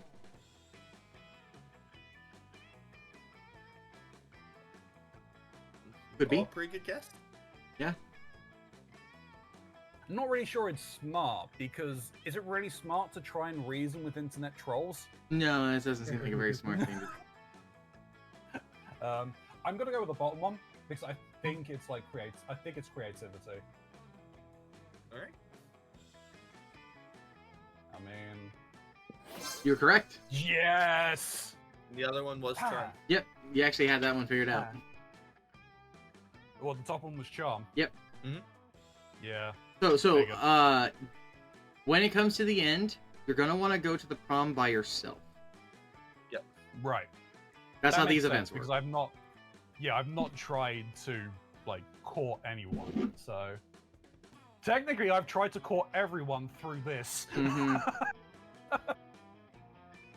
Through This is gonna be Monster. entertaining. Through Dragonborn. Through yeah. Dragonborn. Through Dragonborn. Yes. Let's find wielding art as our weapon. Yeah, weapons are fun. Liam opens a new document on his laptop. So, let's see. We should create a very nuanced piece of fiction. What about if the three of us and the 3,927 users of the Dragon Heat Wiki community were co-workers at a bookshop? Delightfully disruptive, Scott. Keep going. Okay. So, we're all mean to each other, like in real life, except the town's mayor is visiting the bookshop next month, and it turns out that we're breaking the law because in this universe, people can't work in bookshops if they're single, and we're all single. Not good. Oh, the weight of the conflict. I can even feel it in my fingertips. Amazing. Don't stop. Then we all fake that we're married together. The 34,930 of us. Smartly unexpected. An astute facade. The tension is overwhelming. Faking a marriage, we all learn more about each other. The mayor comes, and he's really happy that everyone is happy, until a really bad blizzard comes to town, trapping everyone in the bookshop. Uh-oh. Monster kind versus nature, the oldest of rivalries. So, Liam, who, like super smart, says, "Hi, I'm Liam, the vampire. We should all snuggle together to get warm." Desperate situations calls for desperate measures. Yes. Then the blizzard goes away and everyone is happy, and we learn to respect each other thanks to snuggling together, and they all say, "We're saved! Hooray to Liam for being the smartest, hooray to Scott for being such a good boy, and hooray to Colt Daddy for proposing the creation of this nice fanfic." A very meta final touch. Scott, okay, a masterpiece has been born. Let's post it to the wiki so it is deservedly. Yep. Immortalized. Some hours later, the users of Dragon Heat Wiki start to comment about how moving your fanfic is, how they met their inner feelings.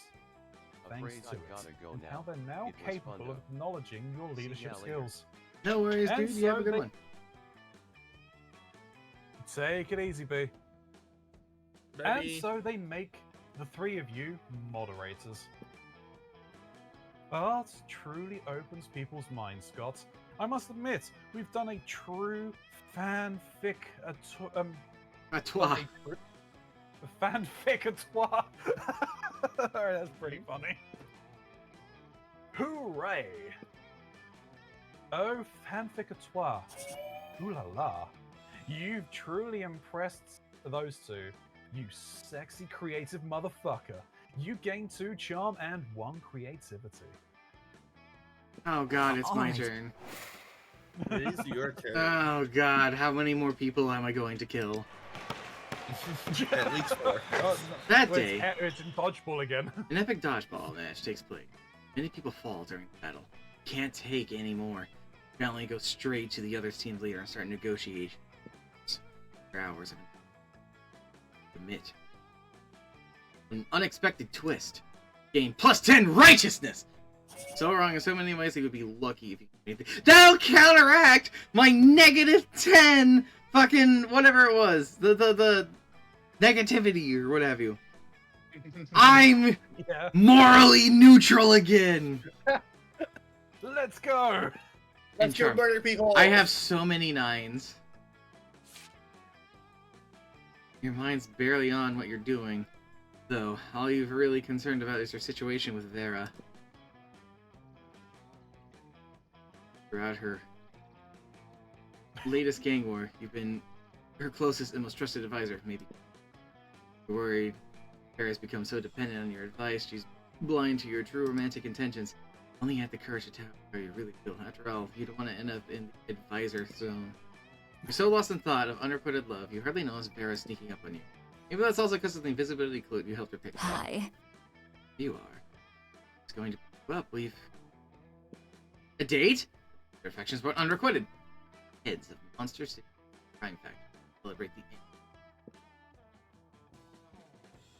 Such a good and loyal advisor. I can't imagine going without you. Right. Of course. Trying to hide your disappointment, you accompany Vera to the peace conference. You can have horse racing, but if you think I'm giving up Murder's Monopoly, you've got your head so far up your ass, it pops back out of your shirt collar. The actual crocodile snaps his fangs. Gunbozo Gianti of the deranged clown assembly honks in disapproval. Timmy, the knife baby, chews his rattle menacingly. Littleton. It's too late. Larry the Croc fails a wicked machine gun. Gombo makes a rocket launcher out of a twisted balloon, and Timmy the knife baby produces a lot of knives. Hey, advisor, a little help here. If you don't say Baronel, you'll ever have a chance to express your feelings. So you breath in. Express your feelings, or kiss Larry the Croc on his big crocodile mouth. Oh.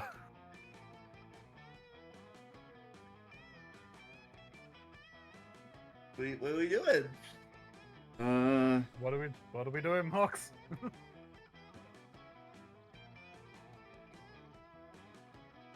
I think I'm fucked. I genuinely think I'm fucked. Maybe. I don't know. Well, here's the problem. Mm-hmm. I'm tied. Mm-hmm. When you get tied on stats like this, whatever you choose is going to lose. There is no way out of it. Oh. Really? Yeah. Oh man, that sucks. Yeah, well, if I'm going out, I might as well go out with a confession. No regrets. Yep. No thought of the danger you're in, you turn to Vera and bare your soul. Confess that you've been her advisor this whole time, not out of love of crime, but I love her! Hey, especially because there are a lot of guns pointed at me right now, and you're supposed to be helping with that. Explain that you understand this isn't exactly the best time, but you really need to know she feels the same way. Vera takes cover behind an unprepared table to avoid Larry the Croc's machine fire. A little sort of manipulative to bring you this up in what is literally a life or death situation. Weak clown grenade bounces into Vera's lap. She picks it up and flings it back, where it explodes in pretty colors and fart noises. Like Are you only going to help me get out of here if I reciprocate feelings? Literally emotional blackmail. You ask her if that means she's not into you. What? Look, I don't even know right now. I'm being shot at. You're also being shot at. Fucking be cool. Can't be cool. Vera doesn't love you. You don't want to live. Step out from cover. Only to realize that was really stupid of you and you actually do want to live. You managed to take only a few bullets and knives on your way back to cover. Thankfully, Vera is able to use your distraction to it. Less thankfully, your behavior was extremely uncool and she will remember you. You bold distant one. Let's go. Ah, my path is over. Downed at the end Really because... unfortunate. Yep, so yeah, tied stats are the devil. Yep, you got shot. I got shafted. There was literally nothing I could do about that. Alright. Where do I go? Wherever you want. Don't be like me and get shot for fumbling a bad bitch. Yeah. Maybe I go up my boldness a little bit more. Back to the bathroom. I did skip class and just hang out in the bathrooms because you respect no authority. Well, the bathrooms. Tell yourself in the mirror that you're so bold. You would kill a tiny, big-eyed turtle with your bare hands.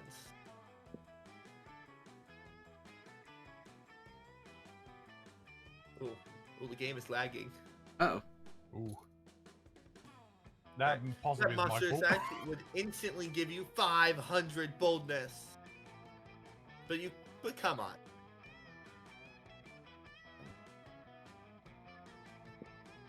So the game is... You know what? You can keep +2 boldness anyway, for saying that to yourself out loud. But I want 500 boldness. Unfortunately, you cannot get. Ooh, the game is struggling. Really bounds up to you with even more of a pep in her tentacled step than usual. Hey, Aiden, aren't you so excited about the con coming up? Con? The Monster Con? The Monster Con! Which is about to come out. I know what you're thinking. Which Con? Con, the Condiments Convention. Con, the Con Artist Convention. Nope, it's Con, the convention for the Ultimate fans. And I thought maybe we could be Ultimate fans together? Maybe. So I guess what I'm trying to say is... Sorry if this is too soon to ask. I mean, it's hard to determine the relative appropriateness of brief intervals of time when you've been around in various forms for millennia. But would you want to do a couple cosplay with me? I mean, if you can think of a good enough pairing. Hell yeah. And hell yeah, you would. And you know the most perfect couple cosplay pairing ever. You suggest? Ah, that second one! Ooh. Ah, the second one! Oh, God, get it. You don't understand how into And Naruto X I'm Garfield definitely Zoe like is in. the boy that no material good can fulfill, or Naruto and Garfield. Ooh. She's so into Naruto and Garfield. The thing is, though, is this is still dictated by stats, so I don't fucking know, man. I have no idea what I is which. would choose Naruto and Garfield. Top one, That would be top my one- choice. top one might The be top one- smarts. Yeah, I said the top one sounds like smarts. Naruto and Garfield may be I creativity. don't know what the bomb one is though. It could be creativity or charm. Creativity, or it could be fun. Could be fun. Make a good. Could be fun. It was fun. Oh. Oh no! You're not out of it yet. You're not out of it yet. It's stats and hearts, and you can fuck up a few times usually and still be fun. Okay. Naruto and Garfield. I mean, sure, yeah, I was into that one point, but like, not anymore by a long shot. Mox, it looks like Zoe's not into those anymore. Oh no, it's Sasuke and Garfield. I'm all about Saskia and Garfield. Just think about it. Even just a pure aesthetic level, which sounds better? Narufield or Sasufield? Sasufield by a mile. And in the end, isn't that what makes a great ship, the combined name? Come to think of it, there's not really a point. There's not really a great portraiture of Aiden and Zoe to be our ship name, is there? I'm not saying our ship is definitely sunk, but I think I need to dock this ship in the harbor before I take it out again. Damn it! You knew your name should have been something cool, like Diak. Then you and Zoe be Zodiac. Is Diak a name? It is Whatever. You should have thought of that before having a stupid name like Aiden. -2 creativity and -1 smarts. The Monster Prom draws nearer. The Monster Prom! Go on your own, sir. Chart your course. So I do none of them, yeah? Yep. Sure. You ask none of them? Yes. Yep. I'm gonna try it, even though I don't think it's Good gonna luck. pan out. Hey, you. Alright, let's see if I was lucky enough. Zoe in. Let's go, Zoe! Alright. Start with me. Ooh. Ooh. Finally pluck up the Party. courage and ask your beloved to go to the Monster Prom with you. You're asking me to go to prom with you. Have you seen yourself in a mirror? Your face is a crime against humanity. Not one of the crimes against humanity I enjoy perpetrating. Bye. Bye, loser. Prom Ouch. with you? Oof. Oh, It's no. okay. You moved on from this horrible and shameful failure. You became a functional person and eventually met a sweet banshee called Ash. That's really uncomfortable to hear. Shared lots of common interests, and after dating for some years, you're married. One day, in the middle of a conversation, you mentioned how you couldn't get a date for a Monster Prom. But your years of happiness, your marriage couldn't endure such a pathetic revelation, and so Ash abandoned you the next day. And thus, you live the rest of your life alone and sad. Never forget, Monster Prom is the most important thing. Let's go. Oh no! Oh. Oh god, the lag. The lag is real. You finally pluck up the courage and ask your beloved to go to the Monster Prom with you. Maybe. Are you for real? Well, oh, that's very flattering. But I could never date you. You see, my favorite secret ship ever has been Aiden X box of cereal.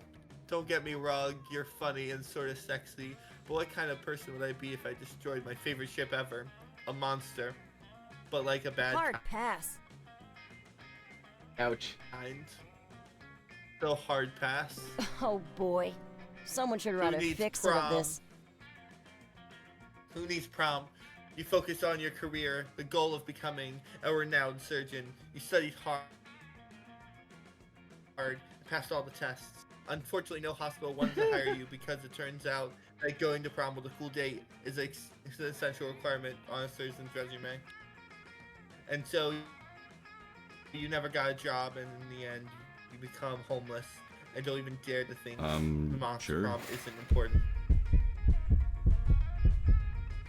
You ask nobody to prom, because as cool as prom might be, it won't ever be half as cool as Dragon Heat. Goodbye to social anxiety, and hello to very elaborate plots to get various dragon hotties to bang. Dragon Heat! And so you spend prom night at home reading Dragon Heat. Who wants to cope with boring real life when you can enjoy an imaginary one? And what's an imaginary life? Countless epic adventures that always eventually turn to lots of awesome dragon sex. You also, you've heard they're working on some kind of Dragon Heat dating sim. Life is wonderful, I don't think any of us won that. Really? See how little I still have actually experienced in Wow. this game? But in all fairness, to get This everything, game this game just takes so much. it would require me to play the game 2,030 times and have something different happen every time. Yeah. Yeah. That's too much. So was that the bad ending? I love No, this that was game. the good ending for you. Those 3 weeks were maybe Okay. the most epic and absurd weeks of our Monster Prawn. We kept on living our life. And her and who. You know what? Life does happen. Wonderful. Farrah kept being fierce, stunning. Here's one. Put that bitch in her. You know what? Farrah ended up making life her own bitch. There's always many years of research or trivia for her steamy fanfics paid off. Got a job as a consultant at a company who makes sex toys based on pop culture characters. Now she rakes in big bucks designing blueprints and stuff like the cock of the Demogorgon or the vagina of the Statue of Liberty. She became an interior designer specializing in torture machines. Last month, Vogue magazine lists products that were merged between Bob and Chic. Those 3 Monster Prom seemed battle for Monster ended then. Plenty of battles left.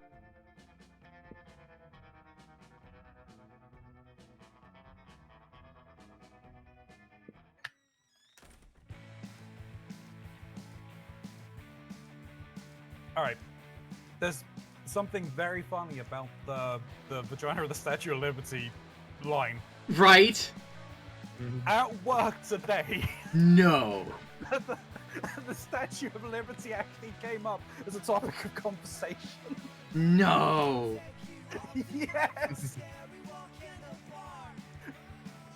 We were talking about oxidization and the fact that the Statue of Liberty wasn't always that green. No, yeah, it's what happens with the material.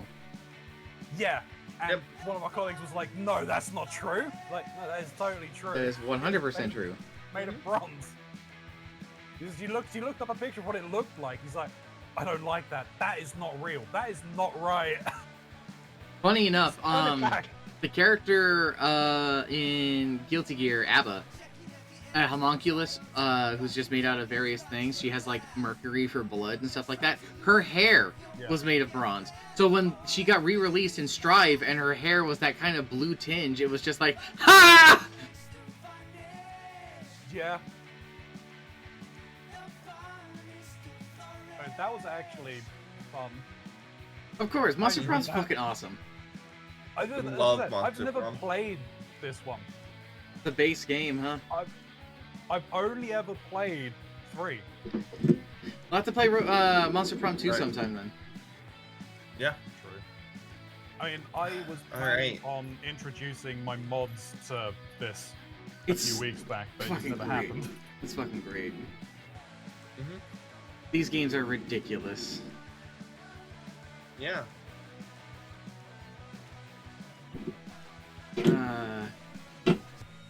So yeah, remember, Ty's stats are the Alright, devil. I need to leave it because it keeps lagging out. That's fine. We're kind of at the end of the rope because we don't have time to do another run. Okay. Yeah. As I said, everyone who says this game, like this thing, takes only 90 minutes to finish has never fucking played a game of Monster Prom. I mean, Yeah. maybe if you're playing on your own. If you're playing on your own, are Yeah. you really enjoying yourself? Because this game kind of runs better and smoother with multiple people. True. Exactly. All right. I want to thank everyone here for watching. I love Monster Prom. I love getting a chance to sit down. I also love getting to play it with you guys. Thank Yeah, you, absolutely. Grunzy and Mom, Yeah, no, of course. for having me. Please remember, these are charity streams for It Gets Better. It's a making charity. It is honestly so important to me to make sure that everyone understands that life isn't just the lows that you're seeing right now, and it will get better over time. And to be able to hear the success stories that It Gets Better is sharing, is just so important to me as a person, and I'm so glad that I can help. It gets better with all of its fundraising needs. I want to just remind you, if you can donate, you can please just consider donating if you can. If you cannot donate, please share the link around. Let people know that It Gets Better is a thing, and that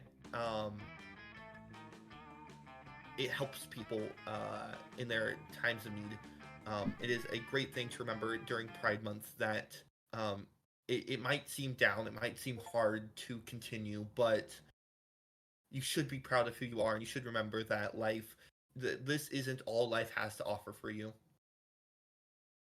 From its lowest lows to its highest highs, life will be a difficult journey. You don't have to go it alone. The act of like It Gets Better. There are resources that are trying. So being able to donate to it is fantastic, but if you're not in that position, feel free to share this around. It helps out amazing in the little. Just like this game has stated. The journey of youth is a difficult one, whether you're still a young buck or starting to get on a little bit. Youth never really goes away. Be young, be unafraid, have fun, stay safe, stay hydrated, and remember.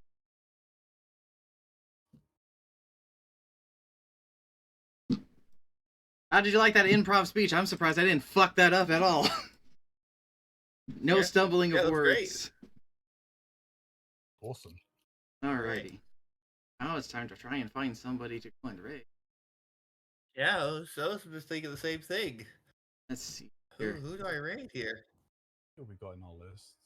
I mean, I know I'm not live, but still. Yeah. I'm gonna open up my Twitch. I mean, who we have? L is live. Let's see. Maverick is live. I might go stand to Maverick. I'm gonna go get. It's recommending me. That's a great idea. It's a shame. The important, you know, already a part of it. Also rating. Yeah. All right. Let's. All right. I'm gonna split off. Say bye to my viewers.